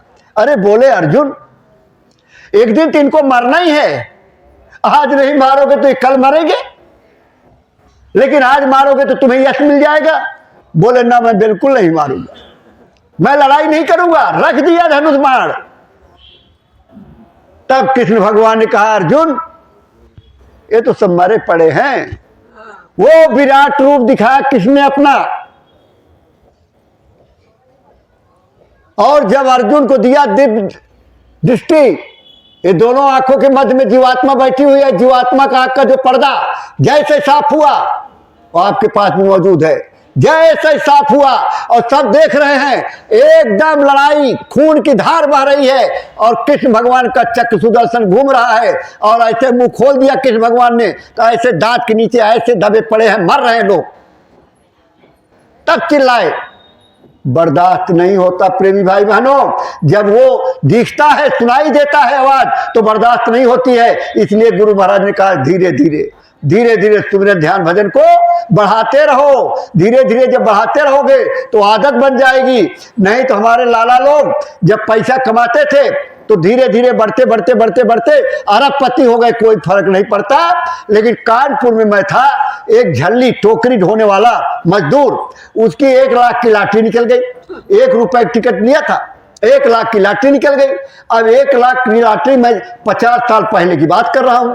अब वो बेचारा जैसे सुना कि 1 लाख की लॉटरी निकली है, वो बेहोश हुआ, गिरा और मर गया, हार्ट अटैक। इसलिए धीरे धीरे गुरु महाराज ने कहा बच्चा अचानक मिल जाएगा पागल हो जाओगे। जब धीरे धीरे मिलेगा तो बर्दाश्त करने की ताकत हो जाएगी। 16 सूर्य का प्रकाश लेकर के जीवात्मा आपकी यहां बैठी हुई, ये देखिए। तब अर्जुन ने लड़ाई किया। लड़ाई में कितने लोग मरे? अंत में जब कृष्ण भगवान वहां से आए तो 56 करोड़ जदबंधियों को आपस में लड़ा दिया। वो भी एक श्राप था, गंधारी ने उनको श्राप दिया था। बोले जैसे मेरा कुल का सर्वनाश हुआ है ऐसे तुम्हारे कुल का भी सर्वनाश होगा। तो 56 करोड़ जदबंदी आपस में लड़के मर गए। तब द्वारका में जाकर के धर्म की स्थापना हुई। जब कृष्ण भगवान का समय पूरा हुआ तो कृष्ण भगवान कहने लगे मैं जा रहा हूं। उद्धव कहने लगे मुझे ले चलो साथ में। तो कहने लगे मेरे साथ नहीं जा सकते, मेरे साथ नहीं जा, मेरे पास जाने के लिए योग करना पड़ेगा। बोले बुढ़े हो गए, योग कैसे करेंगे? पहले क्यों नहीं बताया? बोले पहले आपने पूछा ही। पांडव आ गए, पांडव ने कहा मुझे ले चलो। बोले नहीं, तुम्हें भी नहीं ले जा सकता। तो बोले हम क्या करें? बोले जाओ उत्तरांचल में कोई संत महात्मा मिलेंगे, रास्ता ले लेना, भजन करना, अपने घर चले जाना। पांडव चले गए। भागवत में साफ लिखा हुआ है कि बर्फ की नदी में गल गए, मर गए, नरक में चले गए। कृष्ण भगवान के रहते नरक में चले गए और आप कृष्ण भगवान को देखे नहीं हो, कहते हो स्वर्ग मिल जाएगा। स्वर्ग की आशा करते हो? कृष्ण भगवान को स्वर्ग देना होता तो पांडव साथ होते, क्यों नहीं दिया? मीराबाई चित्तौड़ राजस्थान की रहने वाली, कृष्ण भगवान की भक्त, जब नहीं दर्शन होता था इतना रोती थी, इतना रोती, आपके तो 2 आंसू भी नहीं गिरते गुरु के नाम पे, इतना रोती थी। चल भीग जाता था तब। तो भी कृष्ण भगवान ने कहा जाओ बनारस, रविदास है, रविदास संत हैं, रास्ता लेके भजन करना। बताओ, कृष्ण भगवान का काम थोड़ा था मुक्ति मोक्ष, राम का काम थोड़ा था। राम ने कहा काल नाम तिनकर मैं भ्राता, शुभ और अशुभ कर्म फल दाता। आपके अच्छे बुरे कर्मों का मैं फल देता हूं, मैं काल का भाई हूं। उन्होंने व्यवस्था को किया, संतुलन ठीक किया, वो धर्म की विजय हुई अधर्म पर, यही करते हैं। और हर साल जो है रामलीला खेलते हैं, हर साल उनकी लीला खेल के रावण का पुतला बनाते हैं और रोज जलाते हैं। और यह घर घर रावण, घर घर शराब पी रहे हैं, घर घर अंडा खा रहे हैं, घर घर मांस खा रहे हैं। क्या करोगे? घर घर रावण हो गए, कितने रावण को मारोगे? इसलिए बाबा जय गुरुदेव जी महाराज ने कहा शाकाहारी रहो, शाकाहारी। किसी भी पशु पक्षी का आहार मत करो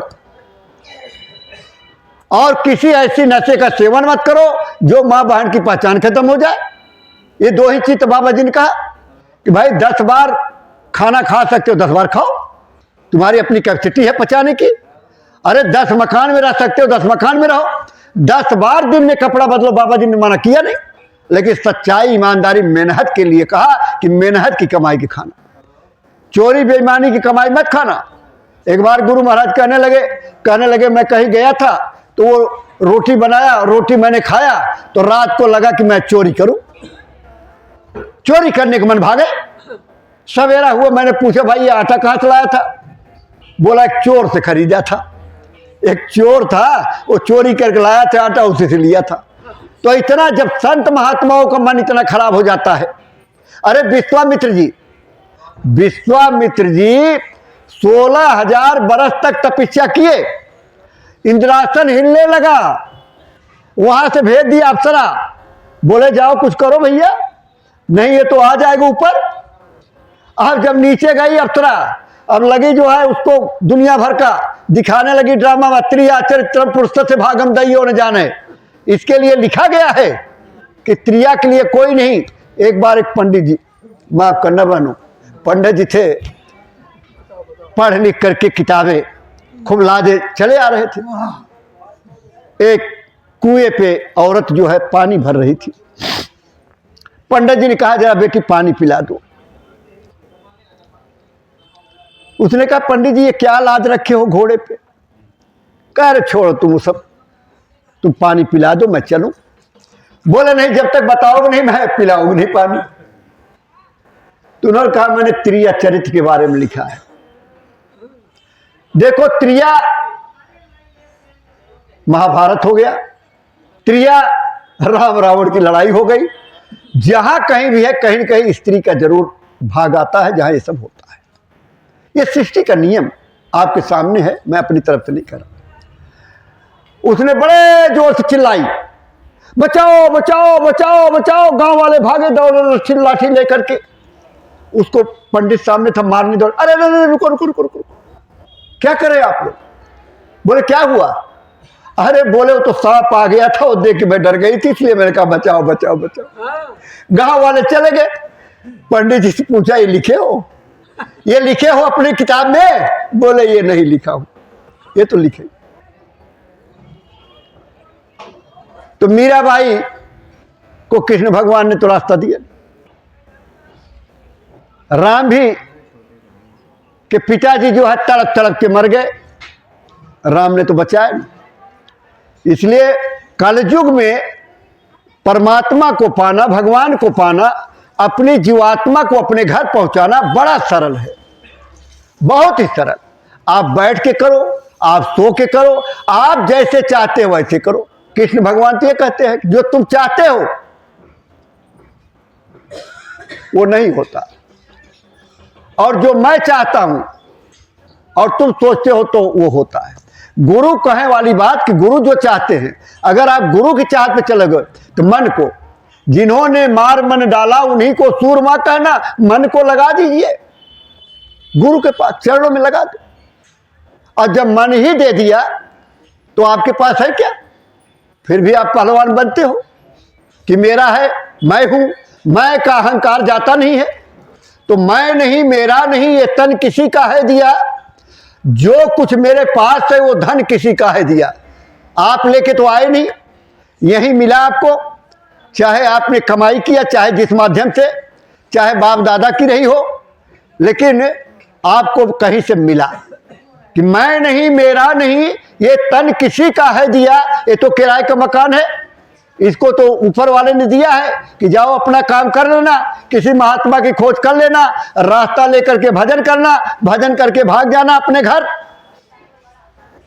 मैं नहीं, मेरा नहीं, ये तन किसी का है दिया, और जो कुछ मेरे पास है वो धन किसी का है दिया। देने वाले ने दिया, वो भी दिया किस शान से। जब ये मनुष्य शरीर देते हैं वो बड़ी कृपा करते हैं, बड़ी दया करते हैं, लेकिन देते वही हैं जो हमारे कर्म बने होते हैं, जो हमारे अच्छे बुरे किए हैं हम, उसी के अनुसार से हमारा जन्म भी मिलता है, धन दौलत मिलता है, बड़े घर में पैदा होते हैं या गरीब घर में पैदा हो, ये हमारा प्रारब्ध है, हमारा कर्म है, हमारे किए हुए कर्मों का हिसाब किताब है। जो कुछ मेरे पास है वो भी किसी के दिया हुआ मिला। तो उन्होंने कहा मेरा है, मैं नहीं, मेरा है या कहने वाला मन किसी का है दिया। जो मन कहता है कि मेरा है, वो मन भी तो उन्होंने लगा रखा है। ये जीवात्मा सत, काम, क्रोध, मद, लोभ, अहंकार, ये 5 दुश्मन आपके साथ में लगे हुए हैं। अब इनको दूर करना है। कैसे दूर होगा? सत्संग से दूर होगा। जब सत्संग के वचन सुनोगे, गुरु महाराज के वचन सुनोगे, उसको अपने आचरण में उतारोगे, तब मिलेगा, तब दूर होगा। काम, क्रोध, मद, लोभ, अहंकार ऐसे दूर हो जाएगा क्या? जब आप धीरे धीरे सत्संग की बात को अपने दिल में लाओ। अब यही आए और झटक के चले गए तो क्या मिले? सत्संग सुना और पंडित जी की कथा हुई। अब कथा करते सत्यनारायण की कथा, पंडित जी सत्यनारायण की कथा करते कि ये जाने मिशान ले करके, और सुना के पहली शंख बजी पू, और दूसरी पू, और तीसरी पू, और चौथी पू, और हमारे पड़ोसी भी कहते अरे भैया चौथी शंख बज गई है, चलो प्रसाद ले आए। तो प्रसाद के लिए पहुंच जाते हैं। न कथा का सुनने वाले से कोई लेना देना, और न कथा कहने वाले को कोई लेना देना, न हमारे समाज के लोग जो बैठे उनसे कोई लेना देना नहीं। भाई फलाने के घर में सोलंकी साहब के यहाँ देखो कथा हो रही है, नहीं जाएंगे तो बुरा मानेंगे, इसलिए कम से कम जो है 5वें शंख पे पहुंच ही जाते हैं। और पहुंच गए, लेकिन उस पूजा से उससे कुछ मतलब नहीं है। अगर सत्यनारायण भगवान को प्राप्त करना है, उनको देखना है, दर्शन दीदार करना है, तो आपको सतगुरु की खोज करनी पड़ेगी, सतगुरु की शरण में जाना पड़ेगा, सतगुरु से प्रार्थना करना पड़ेगा, और जब रास्ता मिल जाएगा तब होगा। कैसे मिलेंगे भगवान? सतगुरु के बिना। सतगुरु के बिना भगवान नहीं मिल सकते। गंगा नहाओ चाहे जमुना नहाओ, और चाहे नहाओ चारों धाम, सतगुरु के बिना सतगुरु के नहीं हो सकता। मंदिर में जाओ चाहे मस्जिद में जाओ, मंदिर में जाओ चाहे मस्जिद में जाओ, चाहे लगाओ खूब धूल, ढोल बाजे नगाड़े खूब बजाओ, लेकिन नहीं मिलेंगे बिना सतगुरु के। जटा बढ़ा लो, खूब भक्ति लपेट लो, बाबा बन जाओ, लेकिन बिना सतगुरु के नहीं मिलेंगे। इसलिए सतगुरु करना जरूरी। गुरु महाराज कहा करते थे कि बच्चा अब बाबा बन जाने से जाओगे, घर छोड़ दोगे तो भूख लगेगी, पेट दिया है भगवान ने तो खाने के लिए भीख मांगोगे बस्ती में आकर के। इसलिए कहा गृहस्थ आश्रम सबसे उत्तम आश्रम। 22 घंटा आप गृहस्थ में दे दीजिए, अपने धन उपार्जन में। भाई बिजनेस है, खेती बाड़ी है, दुकान दफ्तर है, ये कर लीजिए, परिवार के लिए कर लीजिए, और 2 घंटा अपने उस जीवात्मा के लिए करिए जो बार बार जन्मों से जन्म मरण में फंसी हुई है।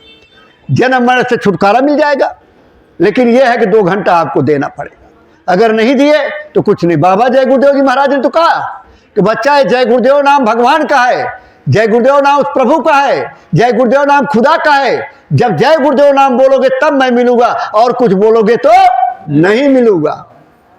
बड़े स्पष्ट कहा कि नाम जय गुरुदेव नाम भगवान का है। और इन्होंने कहा मैं तो तुम्हारा सेवक हूं,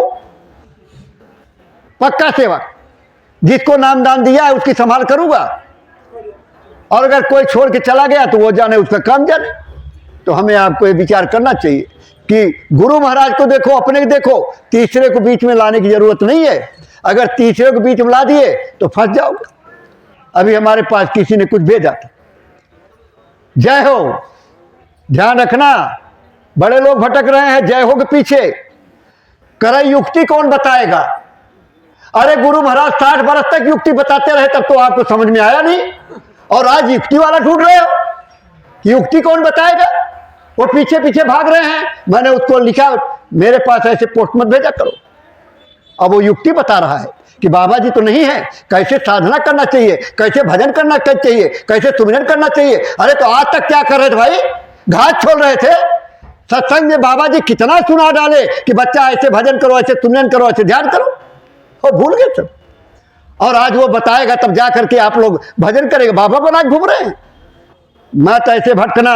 अगर भटक गए तो कहावत जो कही गई है, धोबी का कुत्ता घर घर है घाट का, किसी तरफ के नहीं रहोगे, फंस जाओगे ऐसे। इसलिए हाथ जोड़ करके विनती और प्रार्थना है कि सिर्फ गुरु महाराज को देखो, गुरु महाराज के वचन को देखो।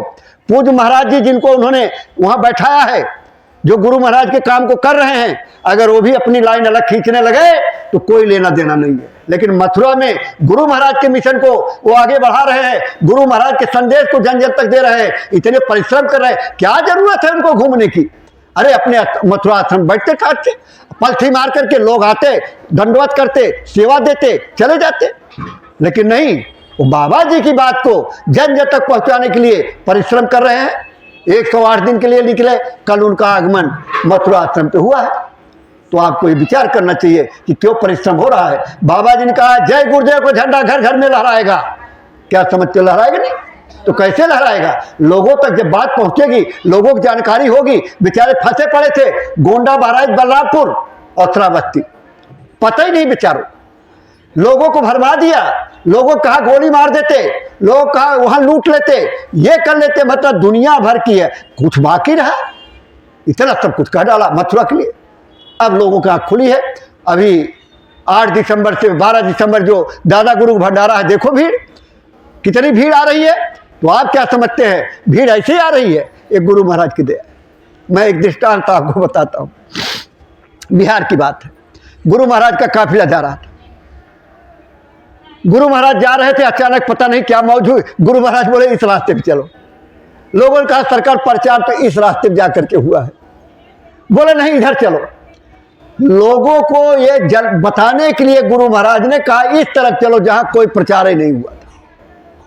लोग सोचते मैं कर रहा हूं, लोग सोचते मैं खाना खिला रहा हूं, लोग सोचते मैं भंडारा चला रहा हूं, लोग सोचते मेरे पैसे से काम चल रहा है। ये भूल जाइए, आपके पैसे से कुछ नहीं है। ये गुरु जो करना चाहते हैं, कराना चाहते हो, करवा ले रहे हैं। ये आपका सौभाग्य है। आपसे रोटी खिलवा दे रहे हैं, आपसे दरी बिछवा दे रहे हैं, आपसे झाड़ू लगवा दे रहे हैं, आपके कर्म कर्जे का भुगतान करवा दे रहे हैं कि आप अच्छे बुरे दोनों कर्मों से निवृत्त हो जाएं, जिससे जीवात्मा पाक साफ होकर के अपने घर जा सके। अगर एक भी बंधन आपके साथ अच्छा बुरा लगा रह जाएगा तो दोबारा आपको इस मृत्यु लोक में आना ही पड़ेगा, चाहे कुत्ते की ही जीवन क्यों न मिले।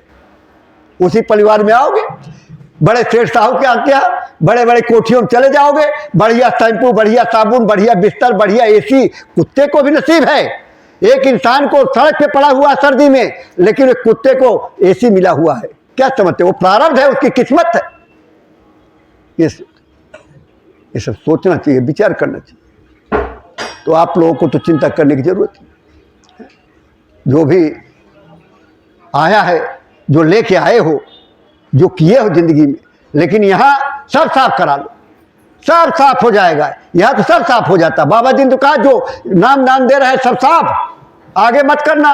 लेकिन आगे झूठ का पिटारा हम लोग दिन भर पता नहीं कितनी झूठ बोलते हैं। तो देखो, एक बात विनती है, हम तो हमेशा विनती करते, प्रार्थना करते कि झूठ मत बोला करो, झूठ मत बोलिए।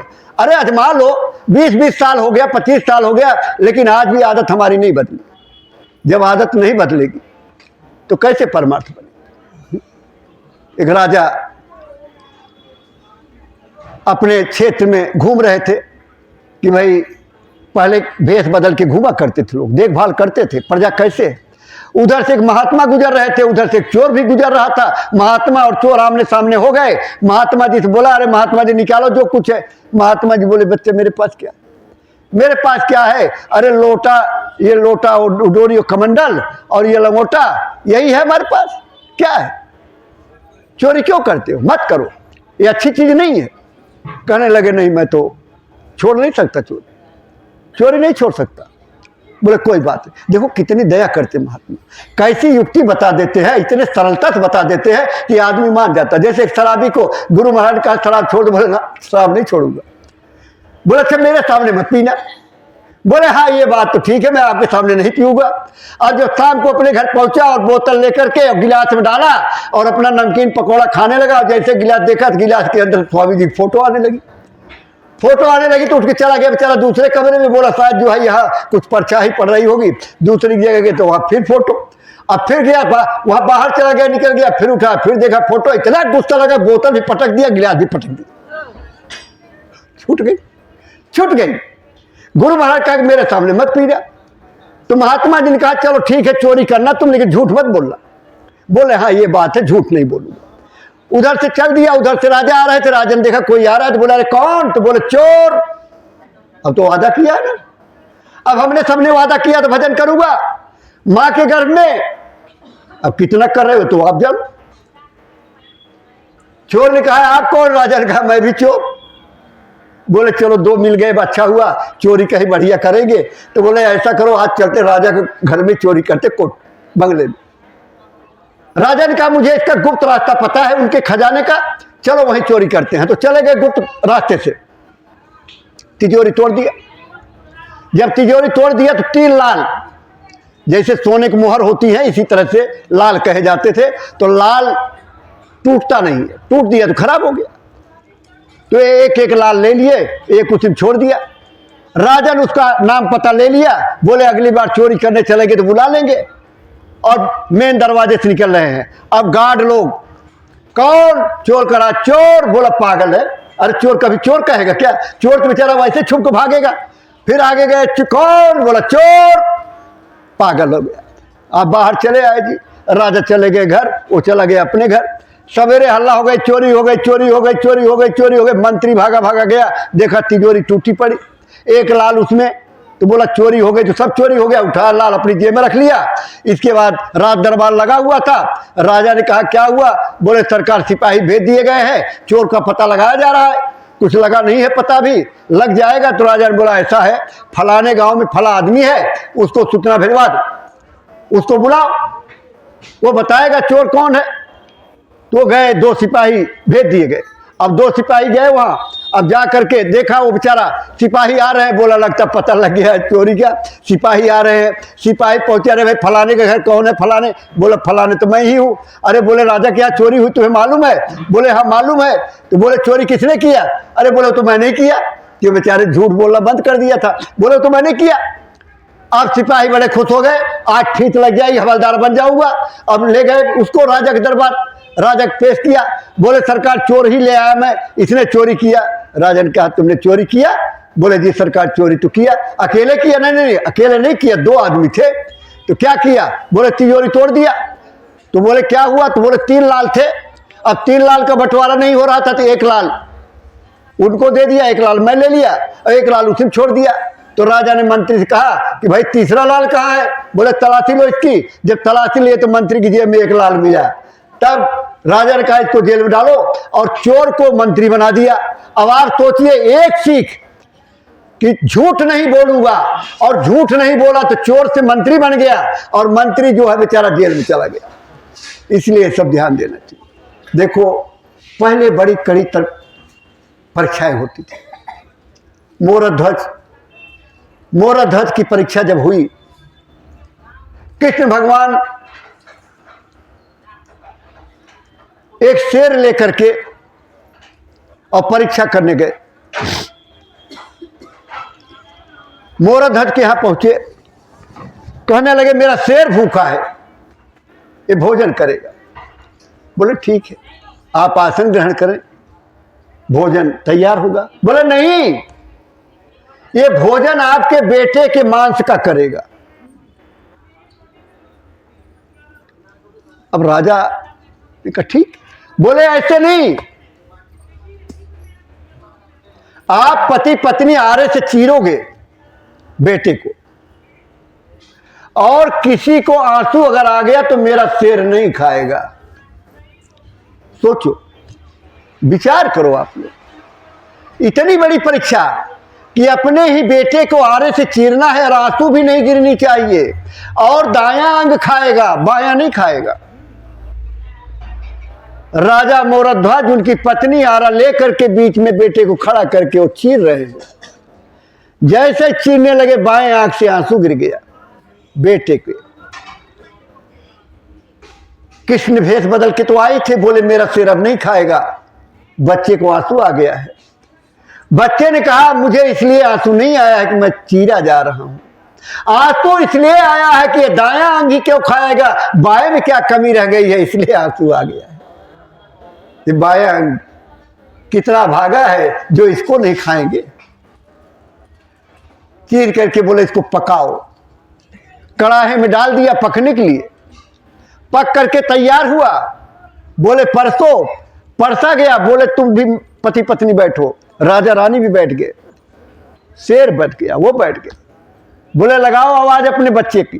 अरे बोले कैसी बात कर रहे हैं, अभी आपके सामने ही तो उसको मारा गया, चीरा गया, पकाया गया। बोले आवाज तो लगाओ। जब आवाज लगाए, बेटे का नाम लिए, तो दौड़ा दौड़ा बेटा सामने खड़ा हो गया। अरे प्रेमी भाई बहनों, इस तरह की परीक्षा आज तो होती नहीं। आज कहां परीक्षा होती है? आज परीक्षा तो कोई पास हो गए क्या? राजा हरिश्चंद्र सपना देख रहे हैं कि गुरु महाराज आए हैं और गुरु महाराज को हमने राजपाट दे दिया। सवेरे उठे तब तक विश्वामित्र जी पधारे। बोले अरे राजन आपने राजपाट मुझे सौंप दिया। बोले हाँ गुरु जी। बोले लाओ चाबी दो। चाबी ले लिया राजपाट की। बोले अब दक्षिणा लाओ। अब देखो भाई, माफ करना, ब्राह्मण हूं ना, थोड़ी आदत खराब है। ब्राह्मण दक्षिणा मांगता है भोजनोपरांत। आप उसको भोजन करवाओ तो दक्षिणा साथ में देना, ऐसे अगर दे तो पूरे नहीं होता है। भोजन भी कराओ, दक्षिणा भी दो। विश्वामित्र जी ने कहा दक्षिणा, तो उन्होंने कैशियर से कहा दक्षिणा दे दो निकाल के। बोले ठहरो, जब राजपाट मेरा है तो तुम्हारा कहां सो गया जो दे देगा? तो हाथ जोड़ के खड़े हुए। बोले कोई रास्ता बताइए। तो रास्ता, एक गुरु रास्ता भी बताते हैं। गुरु ने कहा चले जाओ बनारस में आदमी बिकते हैं, अपने को बेच करके मुझे दक्षिणा दो। आज के लोग हो अगर ना, हमारे बलबीर भैया बैठे राजस्थान के, राजस्थान में इतने धार्मिक लोग हैं, इतने धार्मिक है, कहीं न कहीं कथा होती ही रहती है। तो जो ही आए पंडित अच्छा दक्षिणा मिलता था। एक बार एक पंडित जी आ गए। पंडित जी आए तो सेठ जी अंदर उनको ले जा रहे थे। मकान उकान बहुत बढ़िया था। तो बोले सेठ जी मकान तो बहुत बढ़िया है। किसका है मकान? कहे तो आपका है। फिर आगे गए, बच्चे आए, प्रणाम किए, बोले बच्चे के आपका है। इसके बाद जब बैठे पंडित जी, तो पंडित जी का अच्छा आप लोग जाइए। बोले कहाँ? अरे बोले ये सब हमारा ही है, तो फिर आप जाइए। तो उठाया सोटा और पंडित जी दिया सोटा। बोले इतने पंडित आए आज तक, उन्होंने तो कुछ कहा नहीं, अब तुम कह रहे हो हमारा हो गया। मतलब कह दिया, अब जब कह दिया आपका तो आपका तो हो गया। लेकिन नहीं, आज के लोग इसको मानते हैं क्या? लेकिन नहीं, विश्वामित्र ने अपने आप को ले गए, पत्नी को किसी के घर में नौकरानी बना के छोड़ दिया और अपने को बनारस चले गए और बनारस में अपने को बेच दिया और अपने गुरु को दक्षिणा दिया। और आप कहते हो जब गुरु महाराज ने कहा बच्चा 500 रुपए देना तब मेरे पास आना दर्शन करने के लिए, तो तमाम अफवाहें उड़ने लगी कि गुरु महाराज अब तो 500 रुपया लेते हैं, 500 रुपया लेते हैं। ये नहीं समझते हो कि आपका कितना बड़ा दुख, कितनी तकलीफ, कितनी परेशानी, कितना सब कुछ ठीक करने के लिए गुरु महाराज ने कहा 500 रुपया। आपको याद है, इसी नागलोई क्षेत्र के बैठे हुए हैं, वहीं पे वो बंदा बदरपुर रोड़ी का काम करता था और जब गुरु महाराज से जुड़ा, इतना बड़ा काम, 12 ट्रक हो गए, 12। ये प्रमाण बैठे हैं 2 लोग, 12 ट्रक बने और इसी में से टाटधारी एजेंट काल के बन गए। जब गुरु महाराज की स्वास्थ्य सेवा की बात आई तो स्वास्थ्य सेवा के लिए कहने लगे गुरु महाराज के पास अपने पैसा नहीं है दवा कराने का, जो स्वास्थ्य सेवा मांग रहे। अरे गुरु महाराज अपने लिए मांग रहे क्या? गुरु महाराज तो आपका स्वास्थ्य का ध्यान रखते हुए मांग रहे थे कि आप ठीक रहो। और वहीं उसका नाम नहीं लूंगा मैं, उसका दिमाग खराब हुआ, उसने संगत छोड़ दी, सेवा नहीं दिया, धीरे धीरे ऐसा बर्बाद हो गया। वो गुरु की दया को नहीं समझ सका, 12 ट्रक बिक गए और अपने अध्यक्ष जी को फोन करके बोला कि हमको 50,000 रुपए उधार दे दीजिए। समझ गए? ये होती है जब गुरु की दया आती है तो लोग उसको समझते नहीं है। राजा हरिश्चंद्र ने दक्षिणा दे दिया और इधर पत्नी जो है घर में रानी झाड़ू पोछा कर रही है। झाड़ू परीक्षा थोड़े दिन में हो जाती है। लड़का जा रहा था, छोटा बच्चा, सांप काट लिया, बच्चा खत्म हो गया। अब क्या करे? अभी 2 दिन तो लगे हुए था, कौन देगा पैसा? लड़के को कफन नहीं था, पैसे नहीं था तो कफन कहां से आएगा? कैसे लपेटे बच्चे को?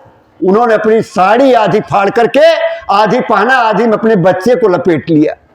श्मशान घाट पहुंच गई जहां बनारस में उनके पति पहरेदारी कर रहे थे।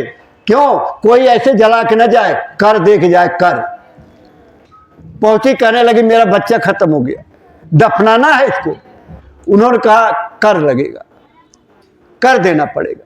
बोले मेरे पास तो कुछ है नहीं, ये आपका भी तो बेटा है। हरिश्चंद्र ने कहा बेटा तो मेरा है, लेकिन यहां मैं किसी का नौकर हूं, नौकर। बोले मेरे पास तो कुछ भी नहीं है, आधी साड़ी फाड़ करके मैंने कफन बना दिया, आधी साड़ी मेरे पास है। हरिश्चंद्र ने कहा कि तुम अपनी आधी साड़ी में से आधी फाड़ दो, मुझे दे दो, मैं अपने मालिक को कहूंगा कि उसके पास कुछ नहीं था, ये कर में मिला है। और जैसे ही तारामती, उनके नाम तारामती था, जैसे ही आधी साड़ी में से फाड़ना शुरू किया, ऊपर से ब्रह्मा विष्णु महेश पधारे, वहां फूलों की बरसात होने लगी। अरे प्रेमी भाई बहनों, बाबा जय गुरुदेव जी महाराज ने कहा जब आपकी जीवात्मा ऊपर जाने लगेगी और वो देवी देवता सब आरती उतारेंगे, कितना भाग्यशाली जीव है जो अपने घर जा रहा है, अपने घर, काल के चंगुल से छूट करके अपने घर जा रहा है। इतना बड़ा स्वागत होता है आपका, लेकिन आप इसी में फंसे हुए हो, इसी में लगे रहते हो। आज तो वहां जाना है, आज तो वहां जाना है, आज देवी पूजना, आज देवता पूजना, नवरात्र का व्रत रहोगे तो देवी के लाके घर में बैठा लोगे, खूब बैठाओ। हम ये नहीं कहते हैं बैठाओ आप, लेकिन देवी नहीं पार करेंगी। जब आपको रास्ता मिल गया, सच्चाई मिल गई, तो आपको भटकने की क्या जरूरत है? मत भटको। एक आदमी देवी की पूजा किया करता था, गुरु महाराज मिल गए, गुरु महाराज से नामदान मिल गया। अब जब वो सुमिरन करने बैठे तो देवी सामने प्रकट हो जाए। आया गुरु महाराज से, कहने लगा कि गुरु महाराज जब मैं सुमिरन ध्यान पे बैठता हूं तो देवी प्रकट हो जाती है। तो बोले क्या करते हो? बोले मैं साल में एक बार भंडारा करता हूं देवी का। अब कहने लगे कितने का करते हो? तो बोले 300 रुपए का करता हूं। तो बाबा जी ने कहा इस बार 600 का भंडारा मेरे नाम का करना। 600 का, उस टाइम सस्ता था। बोले 600 का भंडारा मेरे नाम का करना। जब 600 का भंडारा गुरु के नाम का किया तो देवी किनारे है कोई, देवी चली गई। तब बैठे सुमिरन ध्यान भजन पर, कहीं देवी नहीं। इसलिए जिसको पूजोगे तो आशा लगी रहती है। देवी पूजोगे, देवी को भी आशा लगी रहती है कि आप चढ़ावा चढ़ाएंगे, चाहे आप खुदे खा जाते हैं। ये देखो बाबा गोरखनाथ, बाबा गोरखनाथ घूमते घूमते घूमते रहते थे। घूमते घूमते हिमाचल में पहुंचे। हिमाचल में एक देवी का मंदिर बहुत बड़ा है, चिंतपूर्णी मंदिर। देवी प्रकट हो गई। ऐसा नहीं कि देवी नहीं है, देवता सब हैं। देवी प्रकट हुई, प्रणाम किया बाबा गोरखनाथ को और कहने लगे कि तुम खाना खा के जाना। गोरखनाथ बिगड़ गए, बोले तेरे यहाँ खाना खाऊंगा? तेरे यहाँ इतने लोग मारे जाते हैं, इतना भैंसा बकरा कटता है और यहाँ तेरे यहाँ भोजन करूंगा मैं? तो देवी ने क्या कहा? प्रेमी भाई बहनों सुन लो ध्यान से। देवी ने कहा न तो मैं मांगती हूं और न मैं खाती हूं, ये खुदे काटते हैं और खुदे खाते हैं, समझ लो। तब गोरखनाथ ने कहा कि मैं भीख मांग के लाऊंगा और तुम बनाओगी तब खाओ। और चले गए वहां से और गोरखपुर में जाकर के उन्होंने अपना मठ बना लिया। दोबारा जो है हिमाचल गए नहीं। हाँ ये जरूर है कि एक बार कबीर साहब, बाबा गोरखनाथ और रविदास जी के पास ये गए वहां। तो जैसे रविदास के पास पहुंचे तो रविदास जी चमड़ा का काम करते थे, जूता बनाते थे। तो चमड़ा भिगोया हुआ था तो उसी में पानी निकाल करके, हाँ कबीर साहब की बेटी भी साथ में आ गई थी, कमाली। पानी दिए तो अब कौन पिएगा चमड़े का पानी है, इधर गंदा पानी। अब गोरखनाथ कहने ने प्यास रही है, अभी पड़ोस में पानी पी के आया हूं, प्यास रही है। अब कमली ने जो है उठाया गिलास और गट गट गट गट गट गट पी गई। अब चले आए सब लोग। कमली बड़ी हो गई, शादी ब्याह हो गया लाहौर में। लाहौर पाकिस्तान में है आजकल, तो पहले पाकिस्तान हिंदुस्तान सब एक था, तो पाकिस्तान तो था नहीं। तो अब ये घूम रहे गोरखनाथ खप्पर लिए हुए, कोई मेरा खप्पर चावल से भर दे, कोई मेरा खप्पर चावल से भर दे। अब उस खप्पर में ऐसा खप्पर कि बोरी की बोरी डालते चले जाओ, पता ही नहीं लगे खप्पर भरे ही नहीं। ऐसे घूमते घूमते लाहौर पहुंच गए। लाहौर में जो है बड़ा नाम हो गया, अरे भाई एक बाबा आया है और कहता है मेरा खप्पर भर दो, कोई खप्पर नहीं भर जाए। उधर से कमली जा रही थी अपने शौहर के साथ में। वो कहने लगी, देखा कि बाबा जो है कह रहे खप्पर भरने के लिए, तो उसने दो चावल उठा करके खप्पर में डाल दिया तो खप्पर भर गया। उन्होंने कहा तू कौन? बोले बाबा वही हूं मैं, कमली कबीर की बेटी, जो बाबा रविदास के पास गए थे, आपको पानी दे रहे थे, आपने पानी नहीं पिया और मैंने वो पानी पी लिया था। ये उनका कमाल है, वो उनका कमाल है। तब भागे वहां से, आए कबीर साहब के पास। कबीर साहब से बोले चलो चलो उसके रविदास के पास चल रहा है। अब चले गए। अब घंटों बात करते रहे, अब कोई पूछे ही नहीं। तब बोले कि अगली बार, पिछली बार आया था तो आते ही आपने पानी दे दिया था और अब की बार 1 घंटा हो गया पानी नहीं पूछ रहे थे। तो रविदास ने कहा तब तो दया थी, तब दया थी, अब तो मेहनत करना पड़ेगा। अब मेहनत करोगे तब मिलेगा, ऐसे नहीं मिलेगा। तो है प्रेमी भाई बहनों, जब संत महात्मा दया करते हैं तो आपको मालिक को पाने में देर लगती है क्या? वैसे बनो अपने आप को बनाओ ऐसा, तब जाकर के पता लगेगा ना। जब नहीं बनाओगे तो कुछ नहीं मिलेगा। जैसे सूखा वो मटका है, मटके पानी ऊपर से डालते रहो तो अपना गिरता चला जाता। अपने विचार बदलो, अपने विचार बदलोगे तो सब ठीक हो जाएगा। ये तो महाराज जी कहते हैं कि तोड़ फोड़ आंदोलन से, हड़ताल से नहीं कुछ बदलेगा, विचार बदलना पड़ेगा। मैं टेलीफोन विभाग में नौकरी करता था। मेरे चीफ जनरल मैनेजर थे, उनके अंडर 7 जीएम थे। आपके रजौरी गार्डन के एरिया में केबल ओबल कट गई थी। यहाँ के जीएम भी ऐसे थे। आए ऑफिस में बात होने लगी। मेरे सीजीएम साहब मुझसे बोले आखिर में कैसे ठीक होगा? मैं कहा आपकी कोई सुनता ही नहीं है। सीजीएम की जीएम सुनता ही नहीं। मैं कहा आपकी कोई सुनता ही नहीं है। अरे थोड़ा टाइट पड़िए तो जो है काम होगा। तो बोले अब कितना टाइट पड़ूं? मैंने कहा साहब देखिए, बिना विचार बदले कुछ नहीं होगा। बोले इनके विचार बदल ही नहीं सकते। मैं कहा नहीं बदल सकते तो ठीक भी नहीं हो सकता, तो विचार बदलिए। जैसे कुम्हार मिट्टी चाक पे रखा और चिलम बनाने के लिए चला, तो चिलम, तब तक पत्नी आई, कहने लगी क्या बना रहे? बोला चिलम बना रहा हूँ, चिलम। तो बोले अरे चिलम क्यों बना रहे हो? सुराही बनाओ, गर्मी आ रही है तो सुराही बनाओ, लोग पानी पिएंगे ठंडा। तो उसने मिट्टी उठाई, गया और मिट्टी बनाया और चाक पे रखा और रख करके बोला, जो है जब बनाने चला तो मिट्टी कहने लगी क्या हो गया भाई, अभी तो तू कुछ बना रहा था, अब क्या बनाने जा रहा है? कहने लगा अब मेरे विचार बदल गए, मैं चिलम बना रहा था लेकिन मेरा विचार बदल गया, अब मैं सुराही बनाऊंगा। तो मिट्टी ने कहा अरे भाई तू धन्य है, मुझे जो है तेरी तो एक विचार बदलने से तेरा जो है चिलम से सुराही बन रही है, लेकिन मेरी जिंदगी बदल गई। अगर तू चिलम बनाता तो रोज आग डाल करके लोग सुलगाते, मैं जलती रहती, और तू सुराही बनाया है तो लोग पानी डाल करके रखेंगे, मैं हमेशा ठंडा रहूंगी। ऐ प्रेमी भाई बहनों, विचार बदलो, विचार बदलोगे तो सब ठीक हो जाएगा। बुरा खोजन मैं चला और बुरा न मिला कोई, और जब दिल खोजा अपना मुझसे बुरा न कोई। दूसरा बुरा तभी है जब हम खुद बुरे हैं। आप अच्छे हो तो कोई बुरा है ही नहीं। मैं मथुरा आश्रम पे था, मेरे साले साहब गए थे। अब हम ही आप तो सत्संगी हैं, कितना अच्छे बुरे हैं वो तो हम आप मिलते जुलते रहते, पता लगता रहता है। अब कई बार हमारे भाई लोग कह देते हैं देखो ऐसे बोल देते हैं, ऐसे कह देते हैं। अरे तिवारी नहीं कहता, तिवारी को जो एक दिए हो तकमा, उपाध्यक्ष, दिल्ली की सेवादारी, वो बोलता है। जिस दिन तिवारी को बोलने की बात आएगी आपके चरणों में रहूंगा, मुझे बोलने की जरूरत नहीं है। लेकिन अगर संगत के लिए, सत्संग के लिए, सेवा के लिए अगर बोलना है तो भाई उसकी मुझे चिंता नहीं है, आप कुछ भी कहिए। मर जाऊं मांगू नहीं अपने हित के काज, अब पर मारत के कारणे मोहनी आवत लाज, मीराबाई ने कहा था। एक गुरु ने कहा, गुरु कहते थे मेरा सेवा ले आना बच्चा, मेरी सेवा ले आना।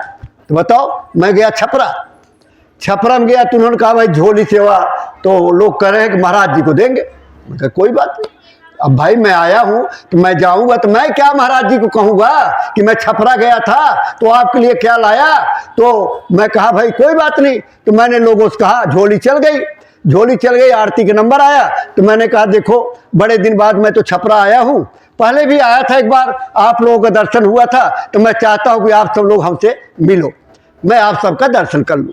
अब सब लोग जब आना शुरू किए तो कोई 100, कोई 50, कोई 10, कोई 20, अब थोड़ा थोड़ा करके तो 3000 रुपया मेरे पास आ गया। तो मैं कहा ये महाराज जी को जाया, मैं तो महाराज जी का मैं छपरा गया था तो ये 3000 रुपये मुझे सेवा आई थी आपके लिए, बाकी झोली सेवा तो लोग अपना देंगे, तो वो मैंने दे दिया। तो ये सब चीज़ निजामुद्दीन साहब की बात जब आती है तो निजामुद्दीन साहब का वो जो चेला एक दीवाना, ऐसा दीवाना, बिटिया की शादी पड़ गई, 1 हफ्ता रह गया। अब वह पत्नी करे अरे जाओ तो गुरु जी पर, अरे बोले गुरु जी करेंगे, अरे बोले जाओ बोलो तो सही, गुरु जी कहो तो सही। तो बेचारे चले गए गुरु जी के दरबार में।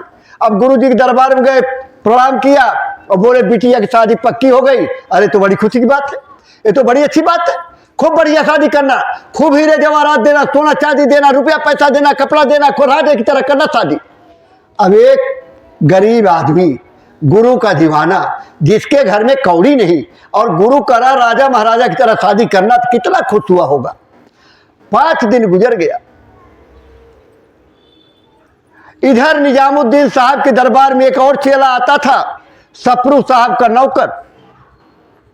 अब रोज सफरू साहब को कहे चलो गुरु महाराज के दर्शन कराओ, तो सफरू साहब कहे समय नहीं है, समय नहीं।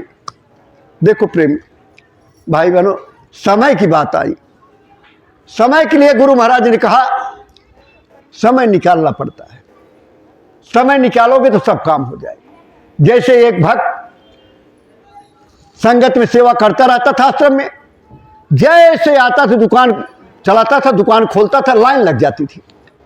एक दिन दुकानदार कहने लगे भाई, सब मिल करके गए उसके पास, कहने लगे रोज सवेरे आते हम लोग, झाड़ू वाड़ू लगा करके, पानी छिड़क करके, इसके बाद धूप बत्ती अगर करके, चंदन टीका लगा करके बैठ जाते हैं कि गाहक आए, गाहक आते नहीं। आप बोल के आते हो क्या लोगों से कि भाई मैं आ रहा हूँ आओ? बोला ये तो मुझे पता नहीं। मैं तो गुरु की सेवा में रहता हूँ आश्रम पे, और आता हूँ अपना 2 घंटे में वो दे देवा के समान फिर सेवा में चला जाता हूँ। तो गुरु की सेवा, जब गुरु की सेवा में लगे रहोगे तो गुरु आपको कमी थोड़े छोड़ेगा, गुरु कमी नहीं छोड़ता। तो उधर सप्रू साहब बार बार कहें, एक दिन कहने लगा कि अरे कल मर जाओगे तो कैसे होगा, समय नहीं है कहते हो। तो लगा तो बेचारे चले गए वहां दरबार में। निजामुद्दीन साहब के तो बेचारा अंदर गया, कहने लगा हमारे साहब आए हैं, दर्शन करना चाहते हैं। निजामुद्दीन साहब का मेरे पास समय नहीं है। अच्छा आया, कहने लगा कहने समय नहीं है, चले गए। शाम को फिर आए, फिर अंदर गया, फिर हाथ जोड़ा, बोला मेरे साहब आए हैं, दर्शन दे दीजिए। बोले मेरे पास समय नहीं है। फिर चले, फिर गए, बताए कर रहे हैं दर्शन, समय नहीं है। अब टेंशन हो गई, सफरू साहब को टेंशन हो गई, ऐसे कौन सा महात्मा है, समय नहीं है। सवेरे उठे जल्दी जल्दी, बोले चलो चलो, लेके गए निजामुद्दीन साहब। फिर अंदर गया बेचारा, कल सुबह भी आए थे, शाम को भी आए थे, फिर आए हैं, दर्शन दे दीजिए। बोले मेरे पास समय नहीं है। आए करें मेरे पास समय नहीं है। तब तक हुआ सत्संग होने जा रहा, तो सफरू साहब ने सोचा जब सत्संग होने जा रहा है तो दर्शन भी मिलेगा। आए, सत्संग हुआ, दर्शन हुआ, नामदान मिल गया।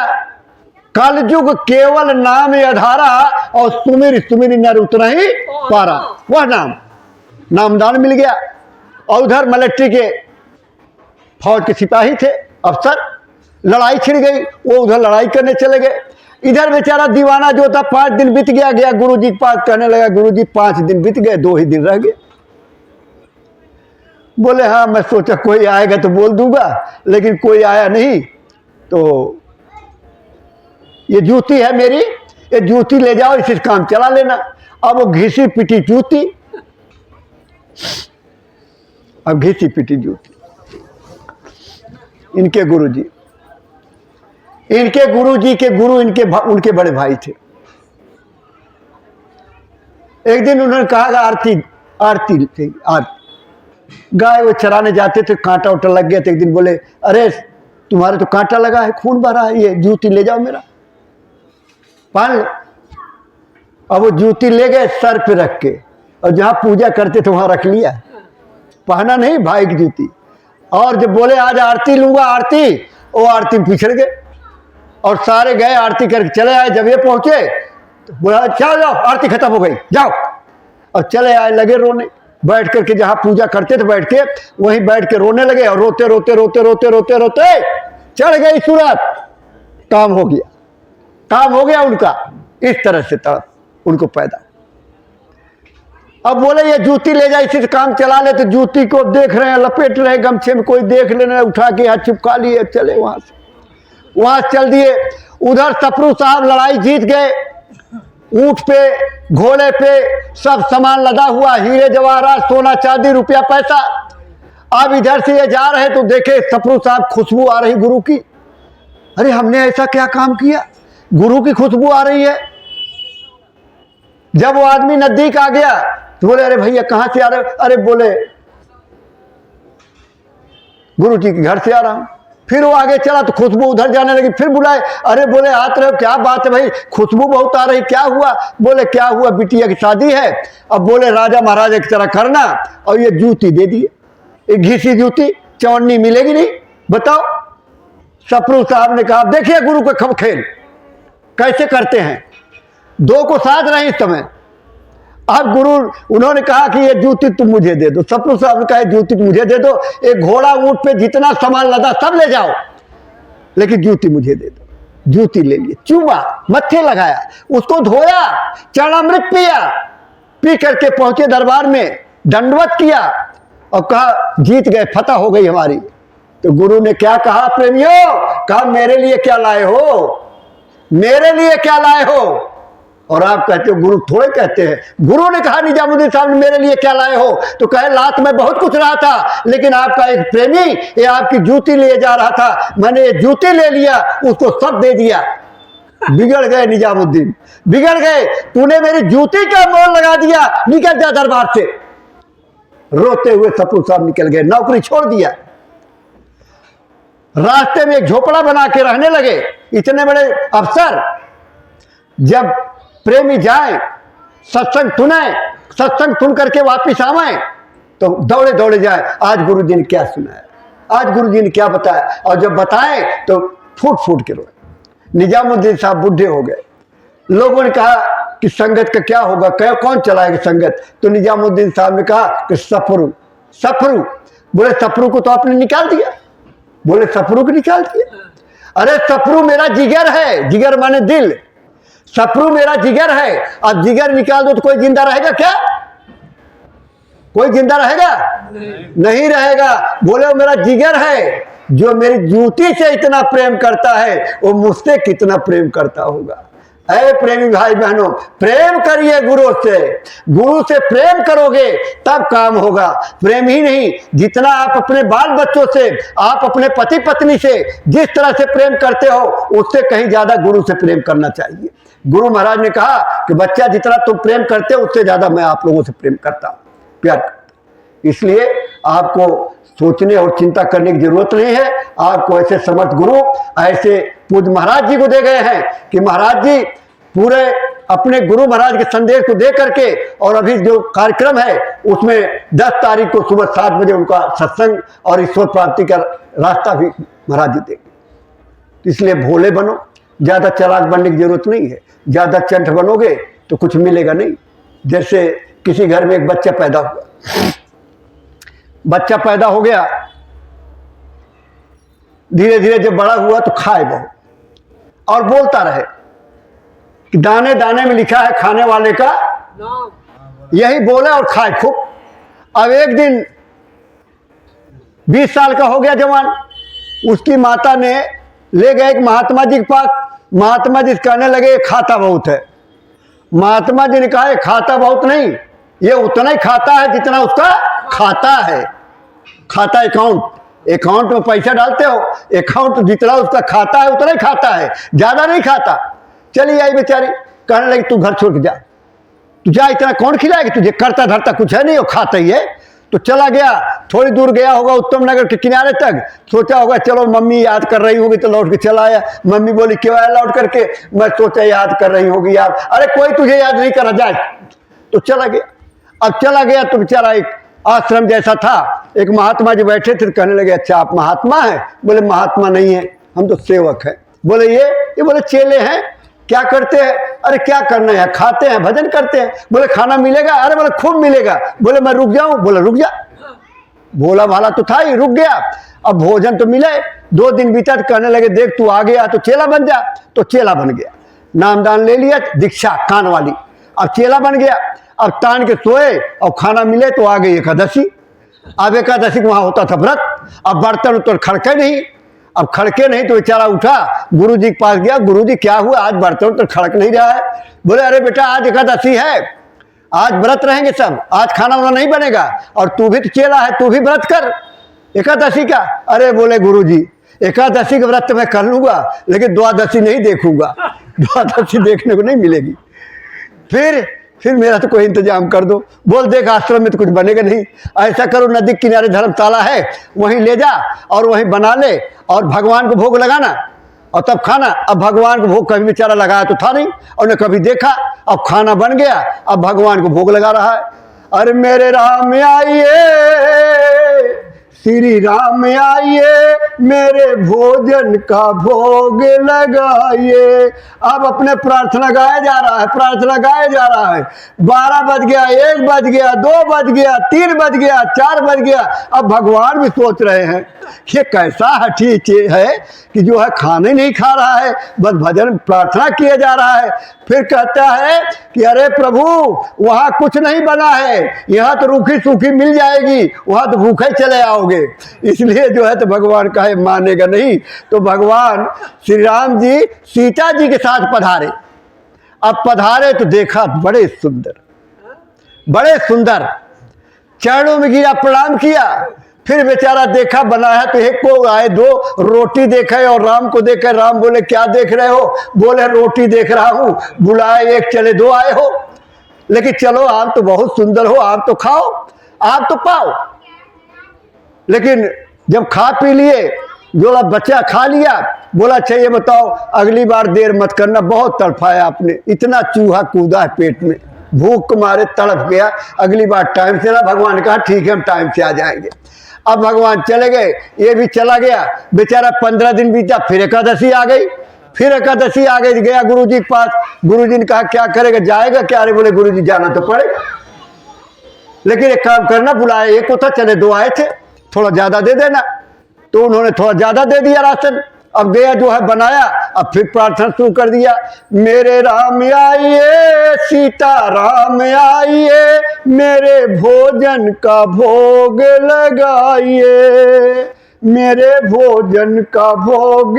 जैसे राम तैयार बैठे थे, अब सीता राम और लक्ष्मण और साथ में पधारे वहां। अब देखा कि 3-3। बोला ये कौन है? बोले मेरे भाई है। बोले सगे हैं कि लगे धगे हैं? बोले नहीं सगे हैं। बोले चलो फिर रोटी देखे, फिर भगवान देखे। बोले अब क्या देख रहा? बोले यही देख रहा हूं, बुलाया 2 का तो चले 3 आए हो, लेकिन चलो आज तो खाओ, आप तो पाओ, आप इतने सुंदर लगते हो, आप तो खाओ। अब खाए हुए। बोले अच्छा ये बताओ अगली बार कितने आओगे? अभी तो बता दो, इंतजाम कर लूंगा। भगवान बोले बता दूंगा। चले गए, चले गए तो गया बेचारा आश्रम में। फिर 15 दिन जा, फिर एकादशी आ गई, फिर गुरुजी के पास गया। गुरुजी बोले अब क्या? बोले जाएगा क्या? रे बोले गुरुजी जाना तो पड़ेगा, लेकिन गुरुजी काम करना, बुलाए 1 तो आए 2, बुलाए 2 तो आए 3। अब पता नहीं कितने आ जाए तो थोड़ा ज्यादा देना, कम से कम 11 सेर आटा तो दे ही दीजिए, उसी हिसाब से दाल दे दीजिए, गुड़ दे दीजिए और सामान दे दीजिए। वो बड़ा बन गई, गठरी बन गई, गठरी। अब गुरुजी सोचने लगे करता क्या, कितना खाता होगा, अब इतना मोटला बात के ले जा रहा है, कितना खाएगा? तो वो बेचारे जो है रखा, बोला पीछे हम भी आएंगे देखेंगे इसको। अब ले गया बेचारा लाद करके गठरी। अब गठरी गया वहां रखा, और रख करके सोचा पता नहीं कितने आएंगे, तो ऐसा करते पहले बुला ही लेते हैं, बुला लेंगे इसके बाद बनाएंगे।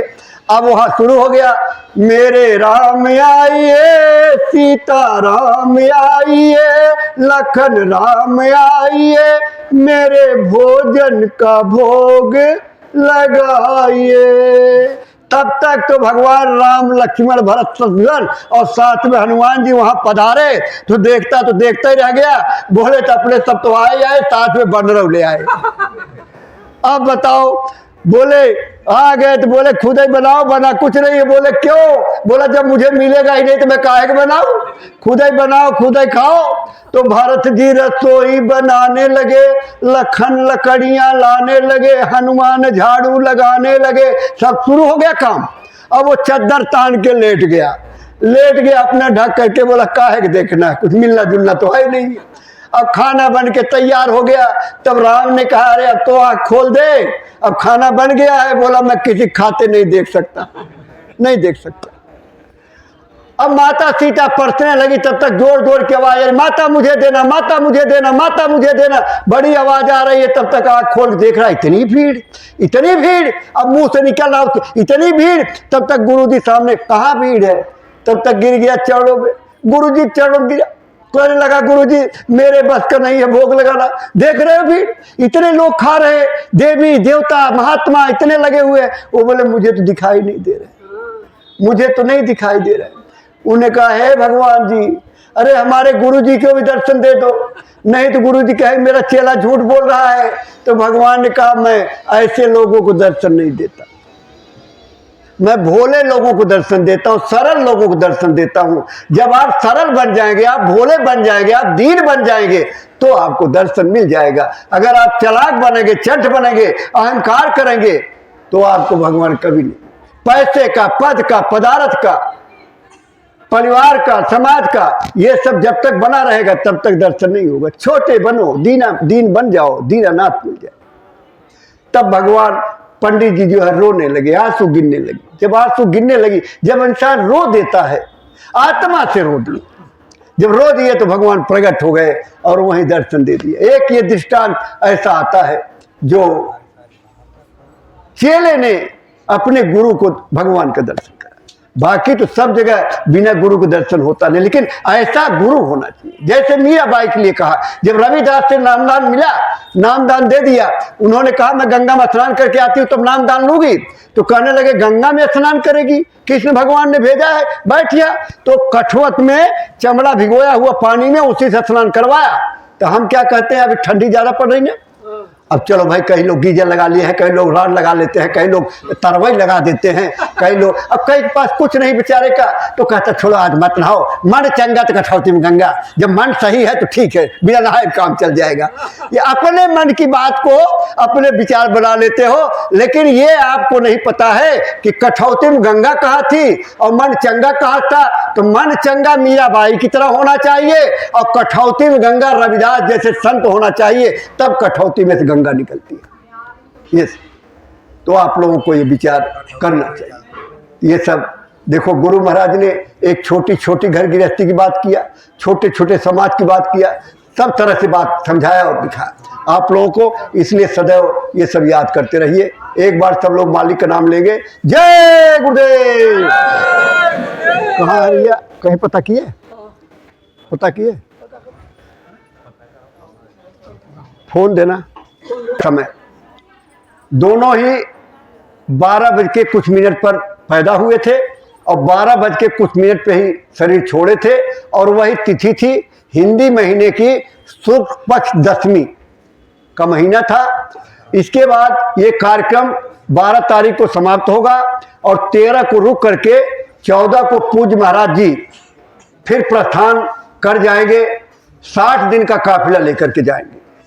60 दिन के काफिले में आपका हरदोई और सीतापुर जिला है, और हरदोई जिले में एक कार्यक्रम गोद मिला है दिल्ली वालों को, जैसे आपको गोंडा का मिला हुआ था, बदायूं को मिला था। गोंडा के कार्यक्रम में महाराज जी बहुत प्रसन्न थे, बहुत खुश थे।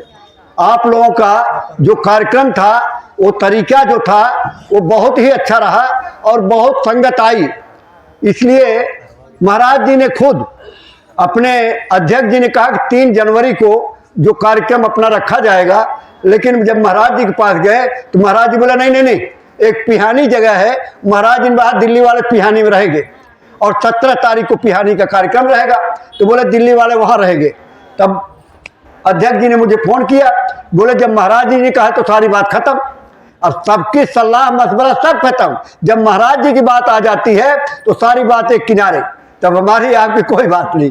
तो महाराज जी ने 17 जनवरी कार्यक्रम आपको दिया है दिल्ली प्रदेश को, और 8 जनवरी को काफी लोगों ने रिजर्वेशन करा लिया है, वहां पहुंच जाएंगे। हम लोग 12 तारीख को अभी दिसंबर में 2-3 लोग जाएंगे।